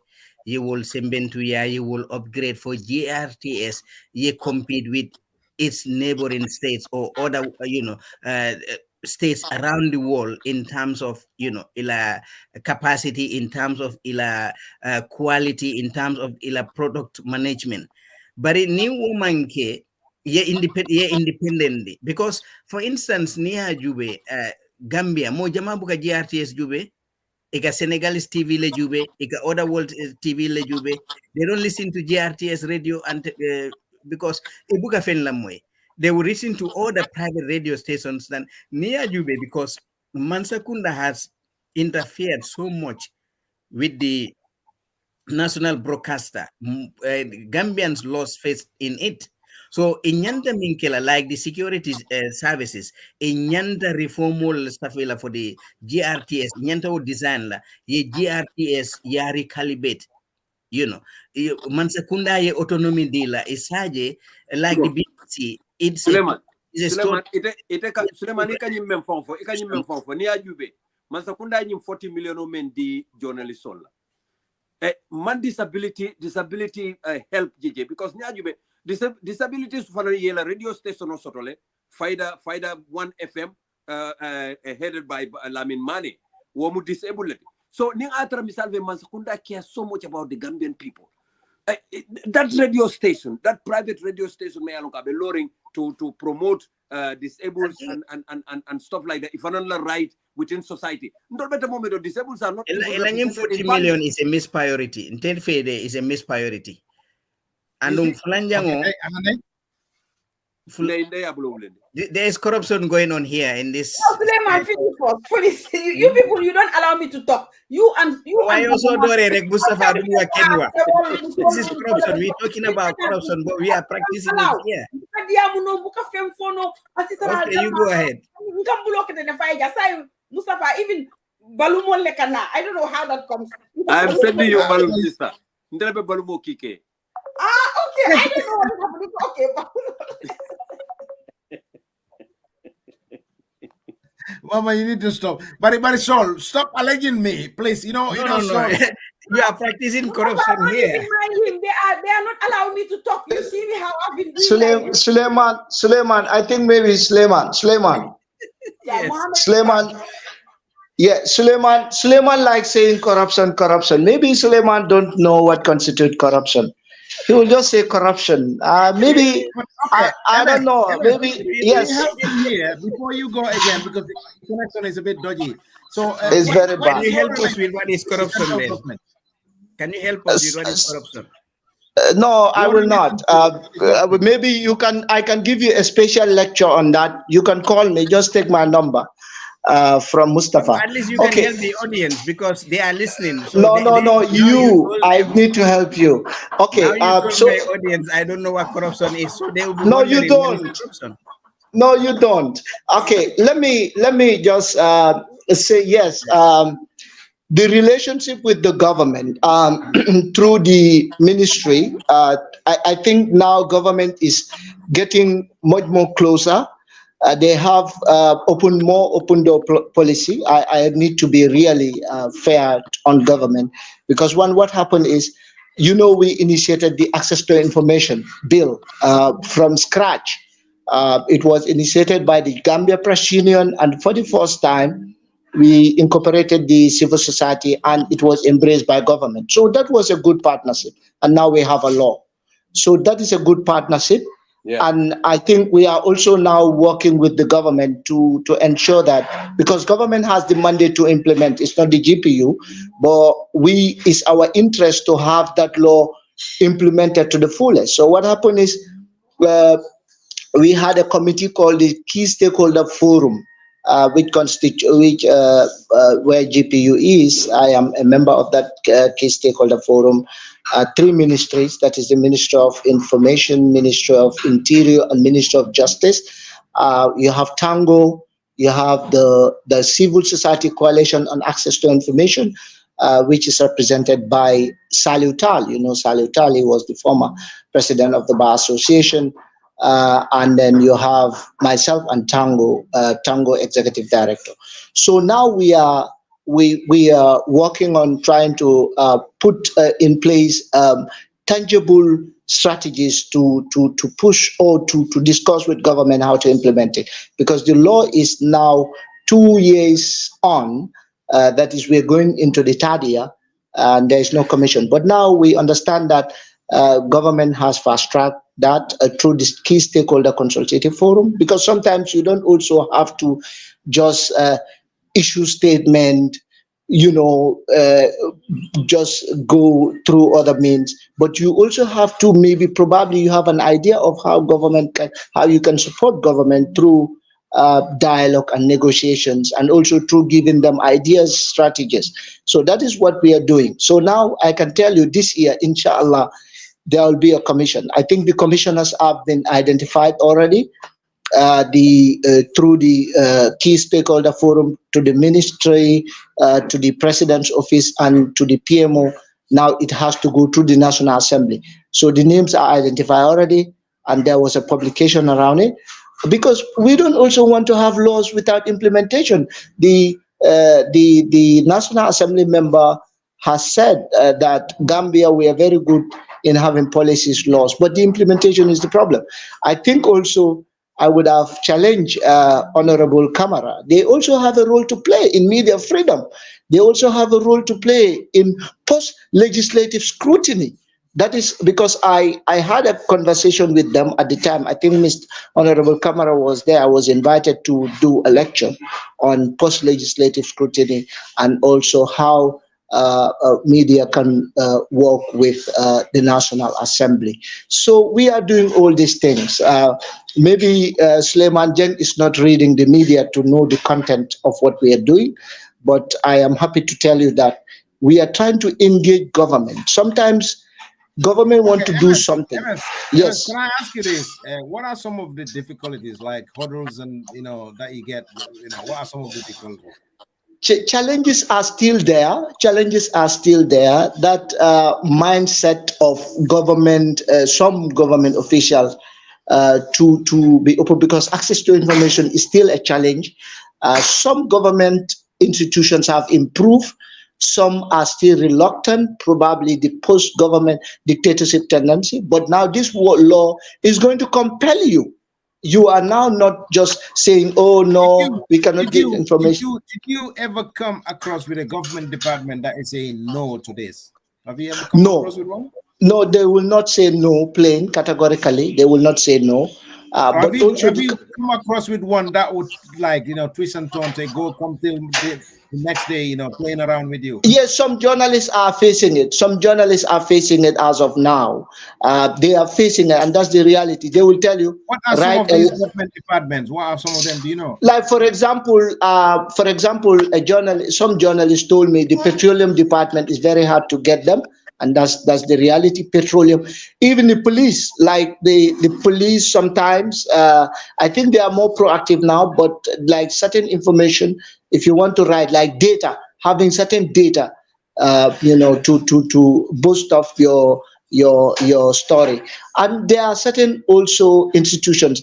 For example, I will commend the finance ministry, the information ministry, and also some of few ministries that are very proactive as per the law, that they have to give out information. But some ministries also give scanty information. And if you do follow up, it's not highly likely to get those information. For example, if government went into contract with some people, for example, the Banjul project, still now you have very contradictory figures. No one can get the document. For example, the Africa 50 contract with government on the bridge, still now there is no one getting that contract. So those are kind of things that are difficult to get. The government assets, the Jammeh assets, these are not. There are problems still now. Journalists are finding it difficult to get the facts. So all these things are problems here. Does the Information Act empower you where you face those challenges to kind of evoke it so that you can get what you want? Do you ever use that? I'm not sure anyone have used it as of now. Probably maybe they can use it. For me, the law is already there. For me, I've never used it to invoke it. But what I advise people is not only for journalists, even citizens. The access to information is even empowering citizens more than the journalists. MS, but I think you as an institution should be empowered to even have the level of standing to threaten government institutions. I agree. In case if they fail to adhere to respect that particular section of the law, because I remember during a publication came out called fake banknotes le dunta central bank. of the Gambia. And they use those fake banknotes to pay the farmers. You understand? Pura, yalo atol journalist all. Alnyanta pura alnyanta alhakilo pura tole. Pura became the spokesperson of the central bank to write to media houses asking them, can you imagine, asking them where did they get that information from? Why? There is Freedom of Information Act, of course. Puros cannot do that. Pura don't have that mandate to ask. Right. Yeah, Pura don't have mandate to do that. And you never hear in Gambia, more position of abuse, thinking that it only have power when they have none, absolutely, under the law. But now Nakeba, citizenol fango, mol, banku dingol, it only nyanta ka wuli kam nyinin karol ke nying access to information. Because in told saying we have gone out to sensitize people about this access to information. This access to information is even active as far as the Alcalo's office, as far as the VDC office. You can look at your VDC and say, we want your monthly expenditure or yearly expenditure or whatever. So we have told people that, I think people have started requesting some information. Mustafa, I read the access to information. Let's say, for instance, for argument's sake, Ndebuka newspaper I'll read. I don't follow, so malong. So sign Mojama Bejikirinko, GPU is the main institution, Minbe journalist all Simbentiala. So I'll tell you, Kalamutako, some of your members are finding it difficult for information access. Munatina, I'll tell us an organization representing the media houses, Alman Wulika wo Information Act invoked, so that I'll say it and when we need information, we should get it. Yeah, we have engaged the relevant authorities first, because what happened is, one, you can use the courts. There are many ways of invoking this access to information. One, the issue is there are certain things that cannot be a bit, like there is a bit challenge, because the application of certain things is solely rely on the establishment of a commission. Like yalo ni team fulabe play kam football team on. Foise referee soto. Sani ko ahani referee man na follow. Say nga play. Janning ebe like janning wo team will be play la. Ibaje la fit no se wuli no le. Walati na ntol say our main concern is to make sure that there is a commission. Walati number government push kang to ensure that there's a commission, so that the implementation will not have any sort of a challenge. Because you can go to the court, and we know all these courts now. It drags. You can even take your invocation to the courts. You want to have justice or redress. You want the court to compel. But how many cases are dragging right now in the courts? So for example, you want an information today, and the court is dragging for the next 3 years, and they want you to go and come. So that is the situation that we don't want to have. Well, MS, so I don't think commissions would help, because we cannot be to having commissions. Let me learn here. I think you need public support in terms of getting some of these things across, because absolutely, because I was reading one of your comments when the president made that infamous comment at the State House. I saw your message as president, and I was very proud of you. To be honest, I am very, very concerned about the plight of journalists, because I went into journalism during the struggle fighting against the dictatorship, and I know what journalists went through. I know journalists have suffered to get us to where we are today. And journalists all fasa, because journalists they gave their blood, they gave their life, they gave torture, they went through everything. Through men. So collectively as a public, without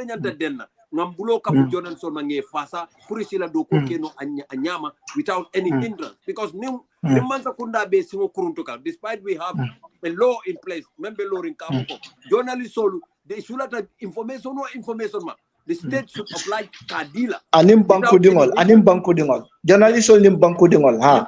Without any hindrance. So Malo and Tina, Mansakundala position be they are very dictatorial because it will come and believe all we can take managing director who is MS Kandaninka or all this kind of stuff. I have fun community. But of course, they don't believe totally because what to Capoeco, Yalo Nentebumale. But in Zimenke, as a public Mustafa, what we need to go anytime, and this platform is always open. Always contact Mustafa and Dave, Suleiman, or myself, or anybody. Kite and Dinna, what is hindering you? And we will give you all the support on this platform here. Kite and the they cannot suppress the press any longer. And we would die rather than see a press suppression in the Gambia because Nalonda in cost men. Gambia Bangkoka.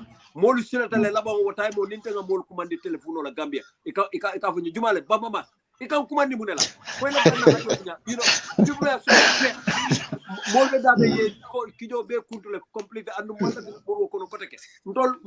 what a killer, inshallah. We will clap for them, but if they want to go into that kind of territory, we will tell them that Alikabi, Ntol Soldier Kotol, we have our uniforms.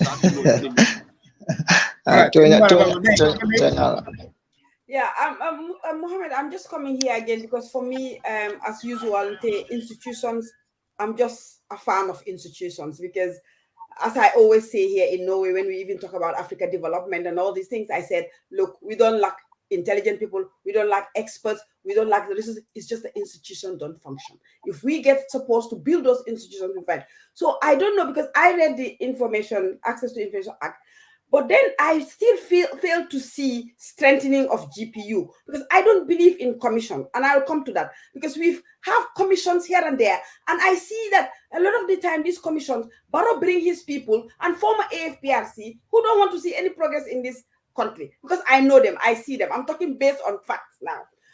I've seen them, they've been there in the country, and I don't have trust in them. Now, how come GPU didn't push, or that's something beyond your mandate to push to be able to have more stronger plan in process that if journalists lead through, they can come to you and you have the mandate, you can force and penalize. Because I want to see that because at least I still believe GPU is an independent institution that we all rally around. But the commission, I have a question now. I see even the select people. The issue is, I will explain.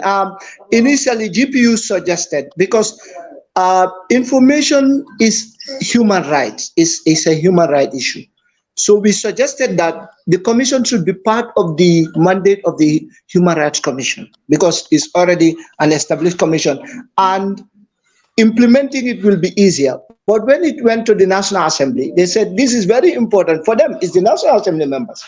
They say, hey, this one is very important that we should have a commission of its own. So they are the lawmakers.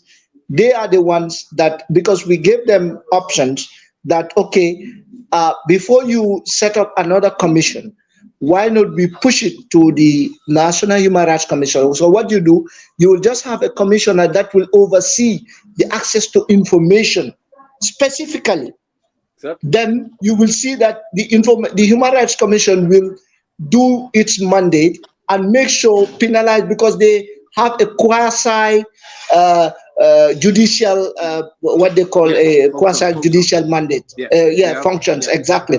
So they can subpoena, they can sanction, they can do all whatever to government, and government must implement it because it's a law. But the National Assembly says no, we have to have a commission. So that is the National Assembly. And also this commission is different from Barrow's commission, like Barrow selecting people like the local government commission or any other commission.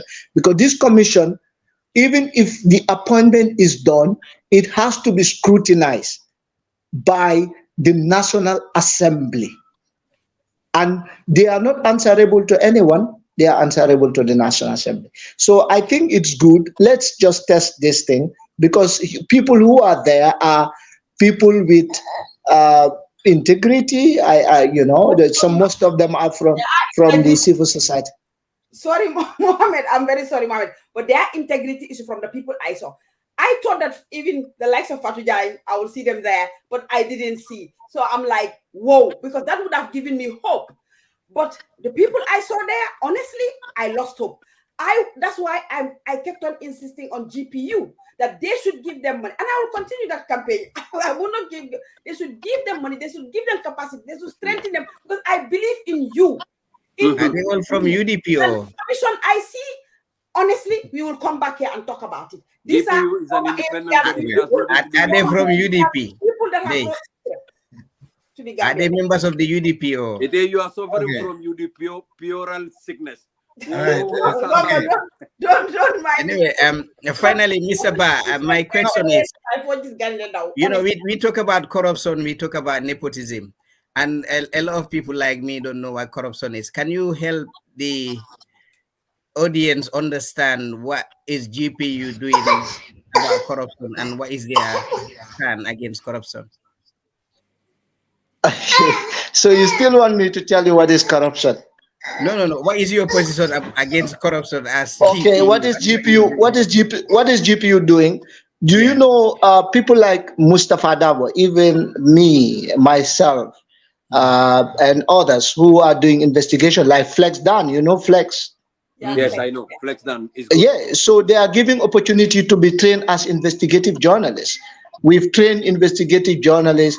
We have exposed people, a lot of people on investigative journalism. So Mustafa Dabo is one of GPU's product. So if you are proud of Mustafa Dabo, know that it's GPU who created those kind of opportunities for people to fight against corruption. We have trained a lot, like myself, I am a trained investigative journalist. Probably I'm not that much active. My role as I'm doing editing. I give story ideas to people as well. But mainly I'm also doing my role as the president of the Gambia Press Union. To ensure that, you know, it was picked up earlier. We realized in the Gambia, I'm not sure, but we did ask, but we cannot have people. Let's say, for example, this is a particular journalist that is trained only to cover sports. This is a journalist who is trained particularly to cover economic or business. This is a journalist that is trained particularly to cover health. This is a journalist that is trained particularly to, you know, cover education. Specialization. Journalist, yeah. So do we have that kind of training and journalists in the Gambia? Yes, we have. We have a lot of them. For example, journalists who are trained on public finance, understanding the Gambia's public finance system. We have journalists who are trained on extractive industry, like the mining, how mining works. You know, there are gaps. There are gaps. I agree with you definitely. There are challenges. For example, if you want a good story, you also have to pull out resources. For example, if I have to visit Kabankama or Sarebojo or Faraba Banta, I need to go there as a person. But now if you pitch these stories because we did that. GPU, we came up with reporting grants. You know, as I said, we came up with reporting grants that came from international donors that supported us, from the International Federation for Journalists. We are part of them. Other organizations that supported us. So we gave grants. For example, fact checking. Now you are seeing a lot of journalists doing fact checking. I don't know if you are following through the Media Academy, which is yes. So we have done a lot of. So we have trained journalists skills that are very specialized. So now after the project, that is the problem. So the media houses, they don't utilize those stuff. So after the project, then the money, the project, you know how projects work. If it is 2 years, if the 2 years is done, the money is finished. So now we expect the media houses to take it up. But now, if the project is done, you have to wait for GPU to come again and bring another project. And you know how it works. So we have to also, so these are issues. Let me quickly comment there, Mustafa. Again, we go back I have a little story. and funding the GPU. Honestly, I mean, yeah. I have a little story here. How I came into journalism. Just a brief story. Bamba, don't claim you are a journalist. You're not a journalist. This man is here. Be careful. Wait. What man do call Senegambia? I remember the West African media house came to the Gambia. He lodged the Senegambia Beach Hotel. I was a staff at the Senegambia during the dictatorship. There was one program menketa base kafume mansa bengo. Yese fol be kumandi tata bengo la base. This journalist, I didn't for whether I would want to become a journalist. Fonsi join no ikang. Ntata nteni tolel tata base to attend that. But what mante I was UDP. Everybody knows me as UDP during those days. So one of the chiefs, Yenjeo program Dulato, he went and told Lamin Jobate, Kaya Konga Menje Kende Udoja Umu UDP in college. So Malo Wakana Muni Ninja. And that was a meeting for the chiefs, not anything political. But Yalo Utma will be there, they all support the ruling government. An NIA officer, Jeng from Kauru, I know him. I approach. Akonyeko, can I talk to you? What my camera bendel, I was taking videos. Yaji nying camcorder mem fenketa. Kendu wale dina the journalist wale dina ntele bit talking around taking videos. Say follow killing nyininka itole muneje say yalu aning na tradition me kwexonol nyininka. So I am command aside akonya, can I talk to you for a minute? Ntata lota aside. Akonya ko we have got information ko imu UDP sympathizality imanya na tarlaja. Ngai ko why? Ngai ko even whereas if I am UDP ngai ko nyimmanke political gathering nyimu chief so la fonkol ta ko nyiko no ko dolbe kachala jang opposition shouldn't know. So I advise you to live peacefully. I advise you to live peacefully. Otherwise whatever happens, because ninna boys woli along ko menket ko ibe janne you could disappear. My life is threatened here. Disappear. Of course, because I'm not held responsible. Because I know you. Grandfather in Kauru Alaji Baturu, and you know he's my grandfather. You are just like an uncle to me. So left bojang yeta. You understand? Because obviously Intaman laughing at disappear. You understand? What time of Gambia things are tough. So Mbeje, led Deda Hydra. Deda Hydra is very, very close to my uncle, my brother, Alaji Modiafa, Kanaje Babari Samalano. So Deda Hydra je Banjul, Kai Kunko, Laftale, the Babuga train me as a journalist. I want to be a journalist. Akonyako, do you have the liver? I have only English from all to that. Do you have the liver to stand to be a journalist under this climate in the Gambia? Yaji Walandina did a hydrifying affect Bakele because he's somebody that I've once spoken to. Don't know Mandali Wonyama, Mama Long personally, but he's somebody I look up to. He's somebody I have so much respect for. So Ngaje men bake it at Gambia. Walanda Birin Natajang, Biring a Kibaru radio set up. I was the managing director. Nga make Soko the independence of Kibaru radio is never compromised under my administration. Nga make Soko. Then sometimes we would be biased because the government is dictatorial, but sometimes we call Felemenial Koninja Meku Kendall can promote. You understand? But in the belief I just want to make a final observation, Tengata. Before you go, I think I also want to go. I really want to go too. Sequence here, please. So, I think I can hear Mustafa kids behind on the background. Wow, let me just make this quick observation. Manlima observe mostly is like hamga ethics at presentation that are important. Remember, Mustafa, when you said you needed reporters at home, Manila reporters, especially in the visual media, send presentation that importance a lot, because Nila Satan, the way you appear and the way you present story be that they have a greater impact on your audience. Manewai so said lo in the Gambia legi, most of the journalists so said lo is like they're more like podcasters than journalists. Because the guy gets henna boro mungi sol t-shirt henna appearance am do kwaladness aki is a journalist. Henna ni mo wahe ni mo present the story be danga gis ne lack of maturity for who dinga gis lack of professionalism. So you that they affect the actual trained professional journalism.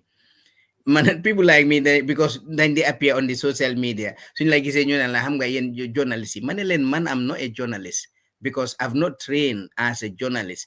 Damade binda, damade comment. Why that does not make me a journalist. So journalism, I'm ethic. Danga wanna go through the training. So you cannot just report for someone and say you are a journalist. Fake a train. So the actual professional and trained journalists. So from na GPU warna hola di lulu tamit.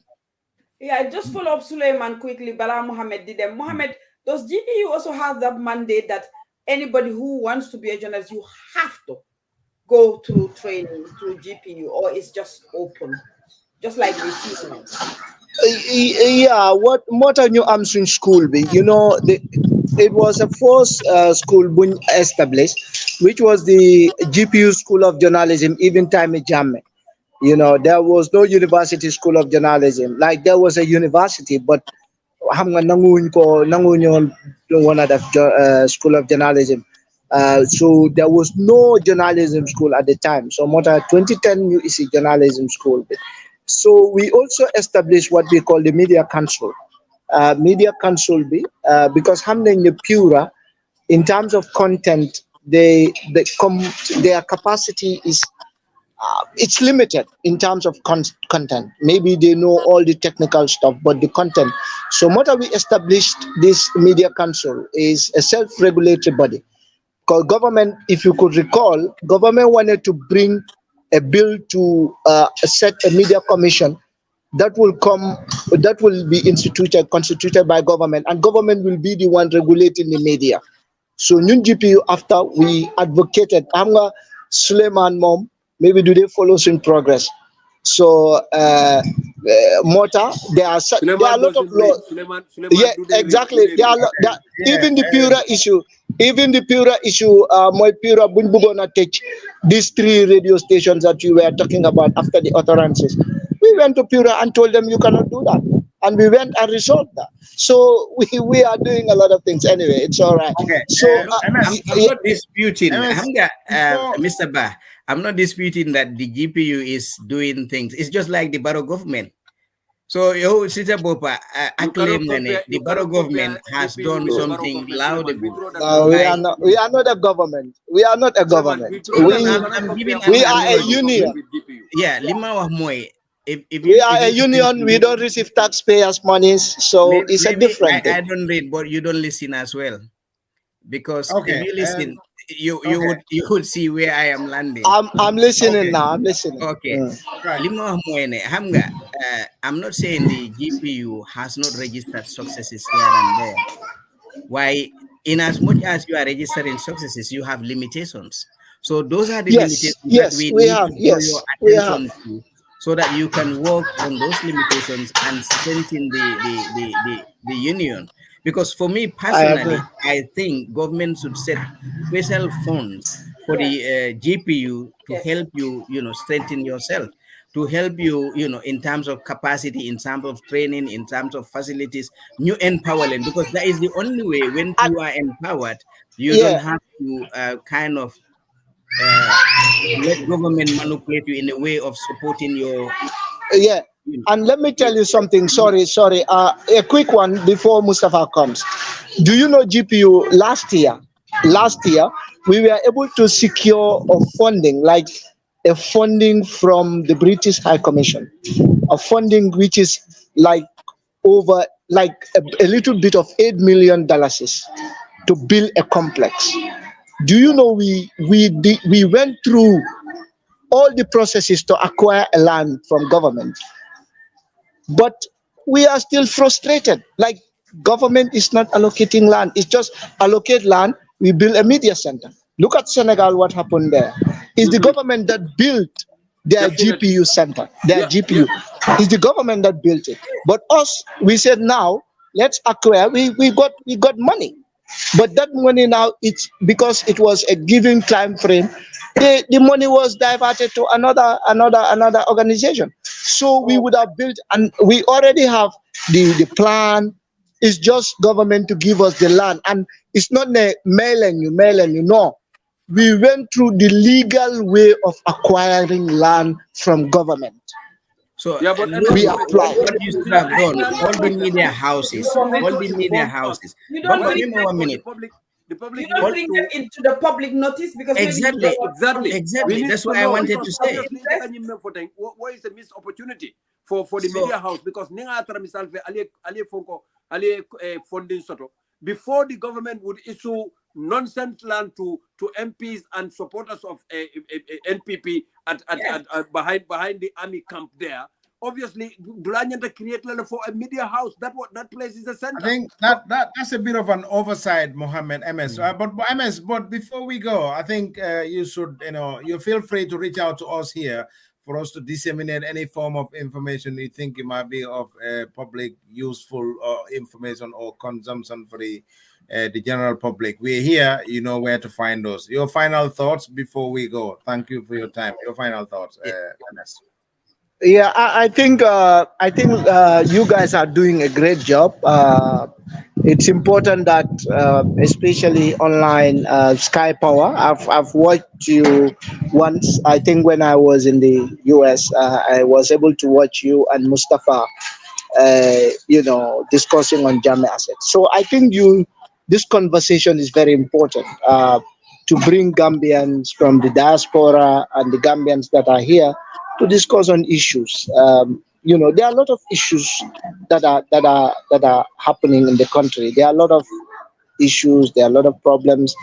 There are a lot of social injustices that are happening, and we have to discuss these issues and then make sure that we have divergent and dissenting opinion.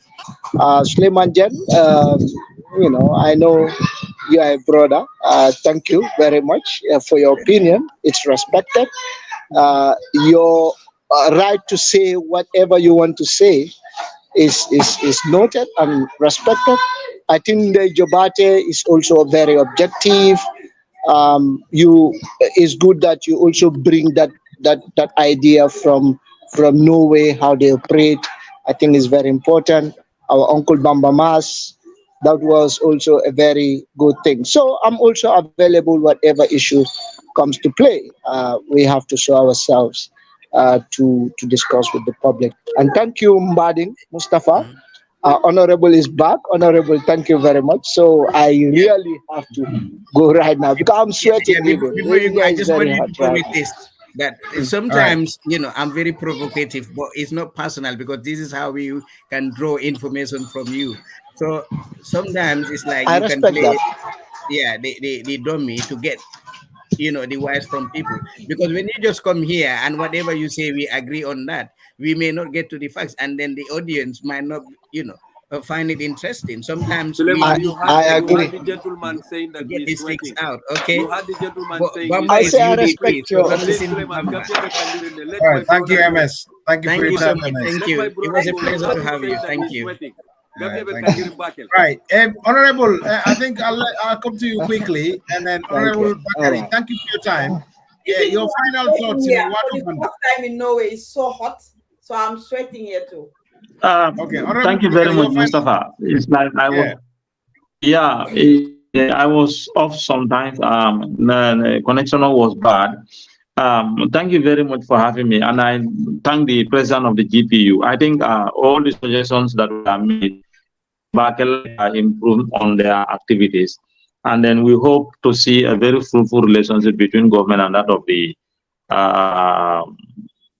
press. Again, Mustafa, I think there are a lot of issues going into. So I call on him to at least talk to the journalists, the media fraternity. You see, information is power, and now there are a lot of problems. Imagine this is talking about the widening of Baden-Haden Highway. I have a library here that involves $20 million or whatever. So the people of this country need to know all this. Of recent, we had the information minister and Dr. push and pull here and there. All the information are here. So if the journalists can lay their hand on this and sensitize the people, really.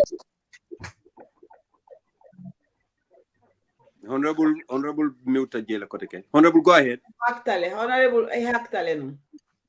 Yeah, I just stopped. There's a need for us to, have series of programs, particularly because the Gambian people need to know. Definitely, do bala be nyimba. Because nyaji mol ka kumay fayen netendoro wanto kolbe kere ne na masa be steering certain information on. So journalism or doko is very essential. They need to work very hard, and then we hope to see a very fruitful relationship between government and then the media fraternity. Inimbara honorable Bamba ela munon korota di bi katum mimba fokang ay mol sulale Bamba. Mustafa Baraka Bake, yeah, long, like Right Honorable Kamara rightly said, under the President of the Gambia Press Union and Dr. Suleiman Okariba. Mbeng na colleague sol fanan tentula Bake, Suleiman being ngajila ko bidala akong ka jara le demanding. But malam fo smile for kandole be UK fanama because ntela jamman kandi. And my sister they also they really very sorry. Yeah, feel nge suppress a little bit from expressing yourself. Obviously, most of the time, chance deal as our only sister on the platform. But because Suleiman is pointing fingers at me today. I am definitely dragging no, to this. Be a loose ala bulong be wistale. Suleiman be a karantale. Be mama na kuno be. Be mama Suleiman manakuno. Be mama na kuno be ala bulong be. But anyway, all the same. Nseme mfono dro Mustafa. Like Honorable said, information is power. Ntolla doko nyanta kala moneti wale to empower the Gambia Press Union. Let's put more pressure on the state. Kajeko, the independence of that union matters so much to the Gambian people because when we have a free press, it is only when the Gambian people would be able to make informed decisions as to who to send to parliament even or who to employ or vote for to become their representatives in the local councils. Because abatarla hadamadi ya learn already what they are doing. Rather than politicians ole no may kalerol dile sunkalol dile fonkol dile ale sabarol ko sitando le ko ben kinole tabi ale kato fay moy be alon ko just going to sit down in parliament and sleep. At a focal kalali at a fenkalali at al nafala sanjilulo mumobe no development nothing would come to you. Nyanta fero katalele nga sembo di journalist ole because journalists all ka do ko menke. There is no complete independent press because they are human beings, they are individuals. And obviously, the opinion also matters in certain areas. The opinion reflects on their writings. So, all independent media would be critical of the government. Some are pro-government. Obviously, haniela publication like for instance, Fatu Kamara. Fatu Kamara is no longer an independent journalist. He's supporting NPP as a person. So obviously, ninga atila safaro jambaje la konyimo NPP opinion nati because akaole support mama abo. Bamba evidence opposition support. Of course, na evidence Fatu is always with NPP. Hani nyim job basil. No, for media house TJ Meya Lonko, they are pro UDP. Of course, there are media houses that are pro UDP. So if media houses will be Meya Lonko, they are pro UDP. What is wrong in Fatu Kamara being pro NPP? No, I was coming Mampare Mustafa question on Yininka, so I had to respond to his question. Okay. Obviously, Nia Jube, Home Digital FM, Mol Fananke Jelako, they are pro UDP because obviously Pamodu la radio station, Pamodu as an individual, himself as a person, Mojama Kaji Kwaka UDP support. So obviously, Molba Jelako la radio is more linked towards the UDP. So Pamodu UDP in Goldeba. Well, I wouldn't say he is. He said he is not. But even when others disagree with him. I don't see Pamodu as from the comradeship because I think Keri Fatu is independent, Suleiman. You can call them leaning towards the UDP, but Keri Fatu Ture has not publicly in any way shown any alliance towards the UDP. Ibukaje Handa Yatara Bijele Amaitandi in her actions or in her inactions. Ibukaje no. And even if you look at King FM can newspaper men read. Molka is more favorable to the opposition than even the ruling government. Yeah, I understand. But Molka says more towards UDP for Molbuka. Molka for carry UDP, Nka will be but wala nanka for people's opinion. Mafoko Fatu Kamara is 100% NPP. I'm not saying that. Fatu Kamara niya nka ba fule nentamu journalist already. But I think what we have all picked on this, like until the journalists will most of them have fallen short of the professional ethics and in morality. Yeah, but even you, Suleiman, most of them they only after the funding. Because you have been supporting NPP from the onset. You are more aligned to NPP even when you want to be independent, because even in your writings you are very critical.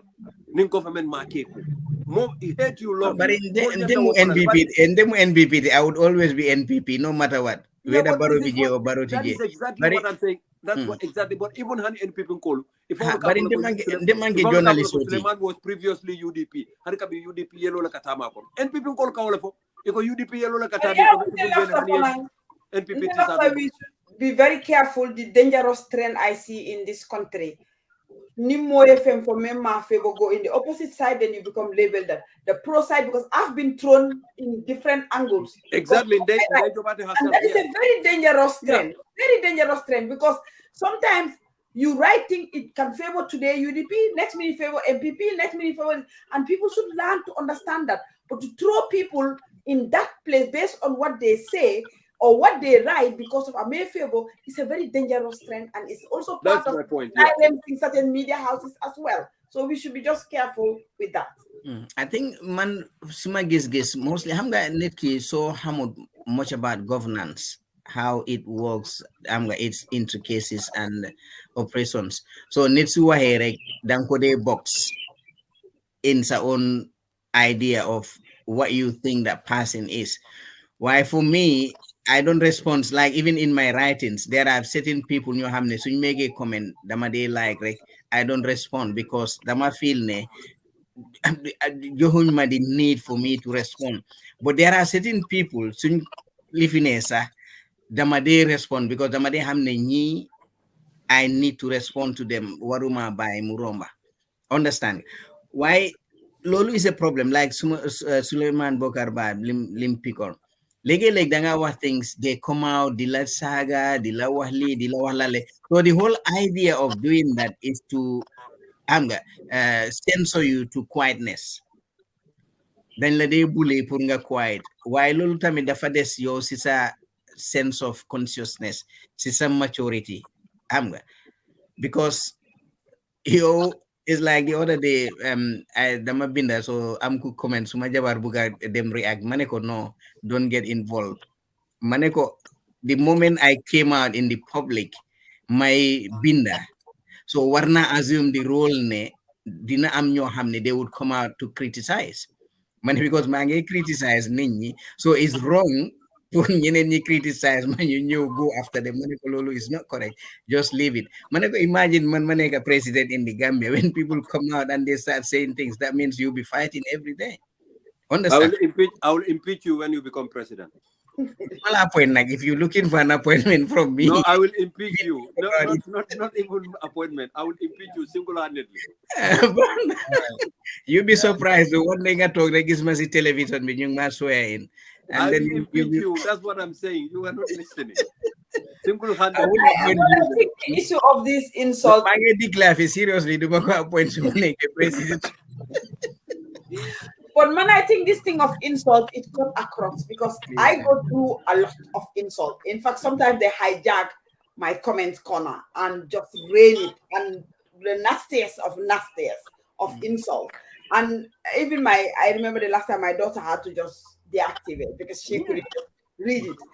And yes, it comes with the territory. I had to even make my kids prepare that it comes with the territory. But this is not just Suleiman. I just missed that because I wanted to go back to Suleiman Bukala. This is not just about journalists. This is everybody. The indiscipline in the society that needs to be really reined in is serious, because whenever you say things that people don't agree, certain people don't agree, they rain insult you instead of discussing. I have tried many times to try to even engage and said, you don't need to insult. Let's just disagree. Agree to disagree. Let's just stop. But it doesn't help. So I think the 22 years of indiscipline Jame instilled in our people, that is what we are now seeing the results of that. So that is really a problem that with time, I guess, more stronger, I don't know, strong rules. Yeah, and the likes of Suleiman, they should be very, very fair in their analysis of Ikamem for them, because is across the board, is in every party. And NPP Kamul, NPP Kamul, NPP Kamul, but it all left them to paint the UDP with insult. Obviously, yes, I received it with all of them. Yeah, we had that issue. The religious people are worse of recently. Yeah. We had that issue with the UDP, and I personally, or whatever. Personally, I was very much against that forum so they come to create where they would put in people's number to insult them. I went publicly against them. But Suleiman Nyol left a men na wala munyi to koka UDP penturu with that nendir ko. NPP can nendiro menke UDP buka okay. Recently, I received from NPP as well. I received from them as well. Exactly. Recently, Fatu. They install me. Even take my pictures, our pictures, and take our pictures. Fatu Sumare went after the whole of Badibu. Kabadibu Bay banning, and people send her money. Empower in case Neil after Sambala Kitiola, they would stand up for her. Mayor Jolal Bene Yasamba police station. The NPP entire machinery went to the police station, threatening police officers. Therefore, you are released forthwith. So Mbenga Jele member Kerim Banko can Atram be more condemn la alinge condemn collectively. This insult we have to do it. Exactly. I have been biased and I continue to be one that. You better can all of them. Yeah. Mustafa, I finally I don't want to talk, but you will give me 5 seconds. It's really sad. Nyimbango kanyajube. Ndekundi sometimes watu to banka silenka mira fonkala vla kumbo. When I was going to parliament, somebody was telling me, you see, you in Atajang, funding, but within 5 years, by the time it was 2022, I started, developing gray hair. You think a lot. Problem being Bangkok, and the funniest part of it is people who insult, people celebrate them. Yes. It is not happening anywhere except in the Gambia. Yes. Mulki celebrate. And it's high time, I think. And then attempt was made then at the National Assembly level for government wanted to come up with a legislation to put a stop to this insult. But I think it's high time now. If you insult me, but you look at a tribe, Yaneng. You look at the whole region, Yaneng. It's not happening anywhere in the Gambia. I think government need to take its responsibility because the use of morality in this country, and you don't even know. So these are issues we need to learn from. There are castigating people problem cause and then Gambia is a small country until better than that family. So I think it's high time now we do something. Yeah, I think, to be honest, both the government and the opposition are guilty on that because ibe mol soto meya lonko ikanendiroke itelie. So for me, I think Inyandaka will stop because as a head of state or as a head of a political party, Nemo Natila platform akadone iba stop la. Jamena la kumbe is like when people come and start to talk ake breakle, he stopped them. He can say his things, but he doesn't allow people on his platform kadol disrespect. But one thing I think it's got across as well. You have groupings of Gambians. I took some people insulted me, sending me audio inbox in my inbox, and I said, you send it there, that's personal. You insult me on Facebook, that's an open face. I took one of them to the Norwegian police, reported it to the police. The police contacted, even I didn't know it can go that far, they contacted what's his name, Interpol. And then they warned him because they said, look, this is a Norwegian citizen, you are insulting cyberbullying. Now, then he turned around and started begging that we stop you. We say, okay, this is a lesson for you to learn. You do it again, you are not going to. Very good. Yeah. So I think that there is a lot of these individual Gambians. That's when I know people pay people to insult you. People who you know. And they dare not insult you, but they disagree with your certain opinion. They pay people to insult you. And this is not even political party, anything. I was really shocked. So it's like, it's a disease in the whole society. This whole internet, they just think that it's just, you can do whatever you want, hide behind it and do whatever you want. They just recently, I'm back on the media, the ambassador in Russia called me personally on my private mobile. Sumanda Juno Mbelari, I am commanding. Ndokolemu in our relation, Afama and Infama are best of friends, but I tell you, didn't know maybe I'm all dole belong. Ayon kumanda konye konkotoma eka nibela diamola ila programo la kakari ntofo. Okay, what do you mean? I don't understand. Akonye no, he can quote all the time, he can tofo, and I don't like it. Okay, but you are a public servant. Yes. You are working as an ambassador, and obviously, constructive criticism is not bad. Much monte may criticize. Nkamem for wala munyen ko yalong Mr. Cisse Kafu Mole nako. Ntepareta kelola alinga bembo. Nka wale ko. His wife, our wife be telephone, our wife was insulting my mother and my father openly. So yes, kambaning nga record. Nka ko. Ila muso ilo bala la bembaning kan kay ko be record kanede. Ama stop no. Muso ni ma stop bembaning kan kay ko. Nyin kamba ma. Nothing is gonna go. Nothing is gonna happen. So nothing is gonna happen. Nga be record kay mbama mu ibama. Tell your wife to stop insulting your mother because Obama is your mother. At the phone banning himself. I am Bamaning. Huh? At the phone himself. I am Bamaning of Kadaile Kambani. Just like that.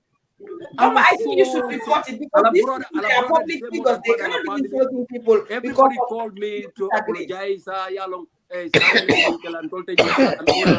And I was like, look, Ntenga Mira Mansakunda Fawle Nyanta step up. Can you ban the ke stop?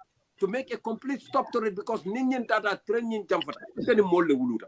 Well, I think I saw Barro's statement or make on that. I call Isai Mol criticize nobody, Kamol Neng Manke politics, and I do agree with him on that. But he called people Hasidingo. He talk about Hasidiality. No, I am the Hasidi Lolo do saga. Lolo is a Suleiman, I don't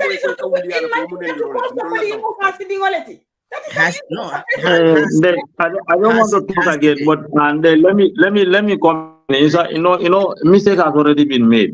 You know, Coke was as a leader. It's unfortunate. Molinendroga Baro Nyala a master. Baro should have cited an example on Fatmata Jawarabe Guseno Davonega. I personally, as early as 2018, we had a meeting with a party leader. Covering a meeting banda at the close of the meeting, any AOB Namlo Linenko called a press conference. Then the Aminda Mundeba was there. That call a press conference, more UDP, whosoever insult, a fight and la party of an. And they fully agree with me. Though in one press conference, but they totally disassociate themselves from more UDP and Droga fire UDP. Let's start doing something now, as early as 2018. So Nimol Ganendro Kenyala asset. In fact, we had tradition. Yentol Kulula, Nimo Minsiate around, Hanibuka sat from much more in England. Much more a president sitting, even more than a master. It's like you accept that one. It's like you accept it. In fact, Imanda Woto, they said they were going to celebrate that insult. Siakajata platform, Ako, Namirambe Bati Yaila Kumandila, can you celebrate? The president was sitting down. Exactly. The head of state. So the indiscipline is all over the place. So we have to start really reining in this indiscipline. Okay. So I think maybe the next week's topic we should be on that. You know, yes, we should discuss that next week. Or maybe next week because Honorable said something very important. Sorry, Suleiman, for that. He said that there's lots of information he's sitting on. If that information also can be relayed with Mustafa, so that one can see which of the topics to pick up. To look at a lot, they may along go you know, we started everything as far as these role projects are concerned in terms of ratifying the loan agreement and all that. And then we'll jump a little bit many along go. I had the OIC Secretary General, OIC, I think the Secretary, CEO, whatever they call it, young person was saying this is 100% funded by fine. 100% funded by government. Somebody will stand there and say Saudi fund. Member Parliament, we started everything. Widening of the Baden-Haden Highway, $20 million. All the records are there. So I think it's high time the journalists help us. They lay their hands on those information. It's actually speaking the truth. But deceiving people in this country becoming too much. I remember when because agreement we tried then.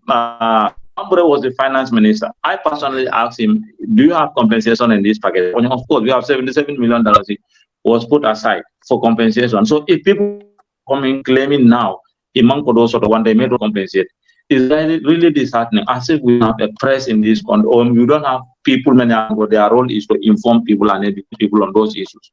So, all come out about it. In fact, there was someone that I discussed, about this compensation of this OIC Cordal Yeminu demolish. So Ngaje Ibrahim Silla came out to claim they have compensated some people. Imanu minu compensate wole mol mini alonko. Imang proper documentation present. Andung dol bije mi alonko ila Cordal family wali ole bije. So ngamin for Mario Nkai, in my opinion, I don't think government nyanda because family wali otije wole bije it compensate la.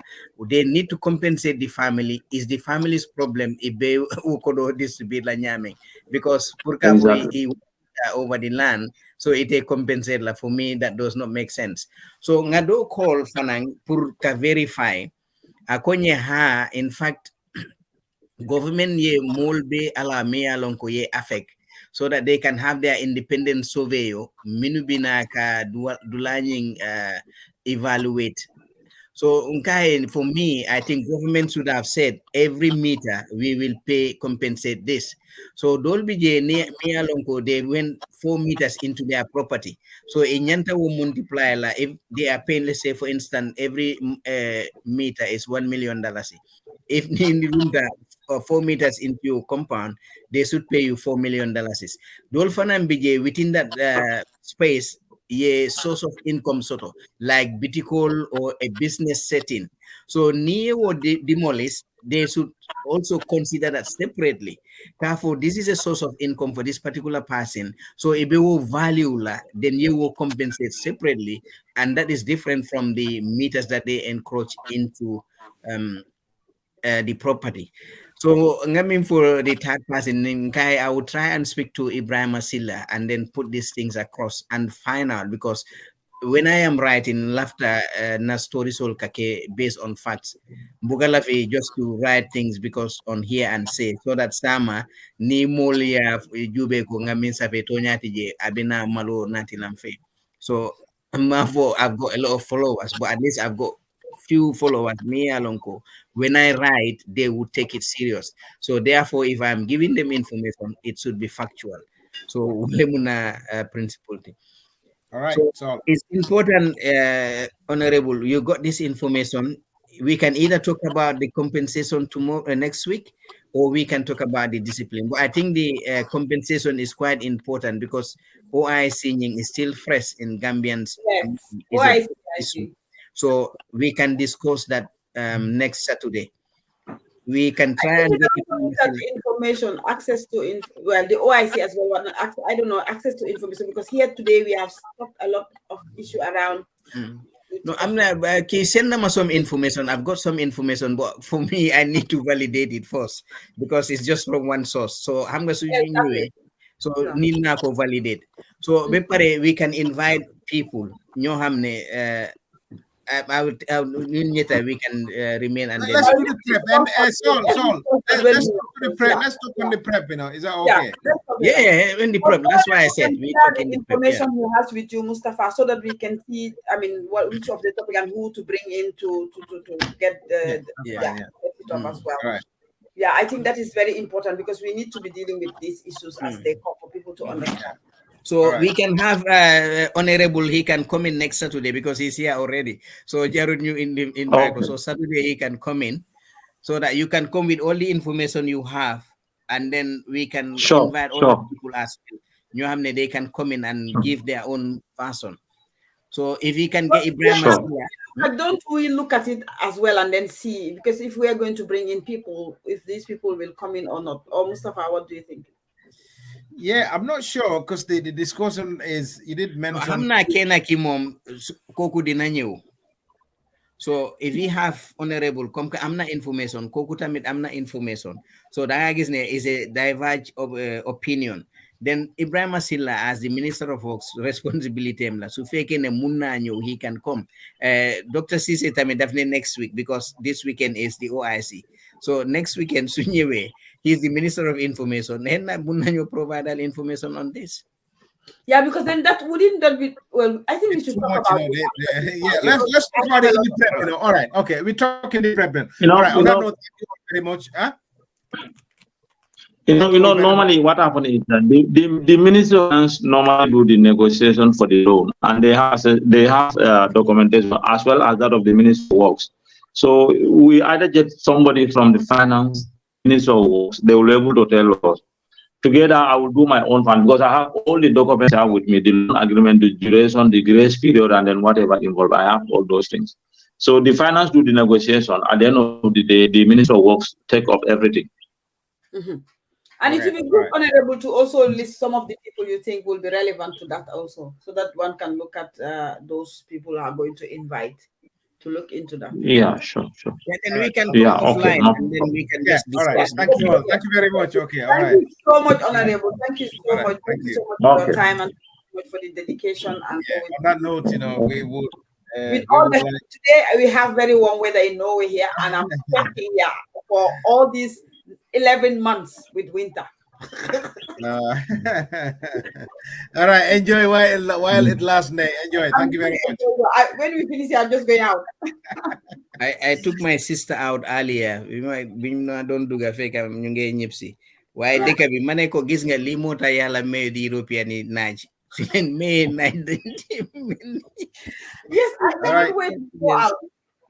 Thank you very much. Okay, cheers, guys. On that note, this is where we draw the curtain for this edition of this week's Civic Education Day. Thank you very much. Thank you, Honorable Saul, Honorable Bakari, Honorable Bamba.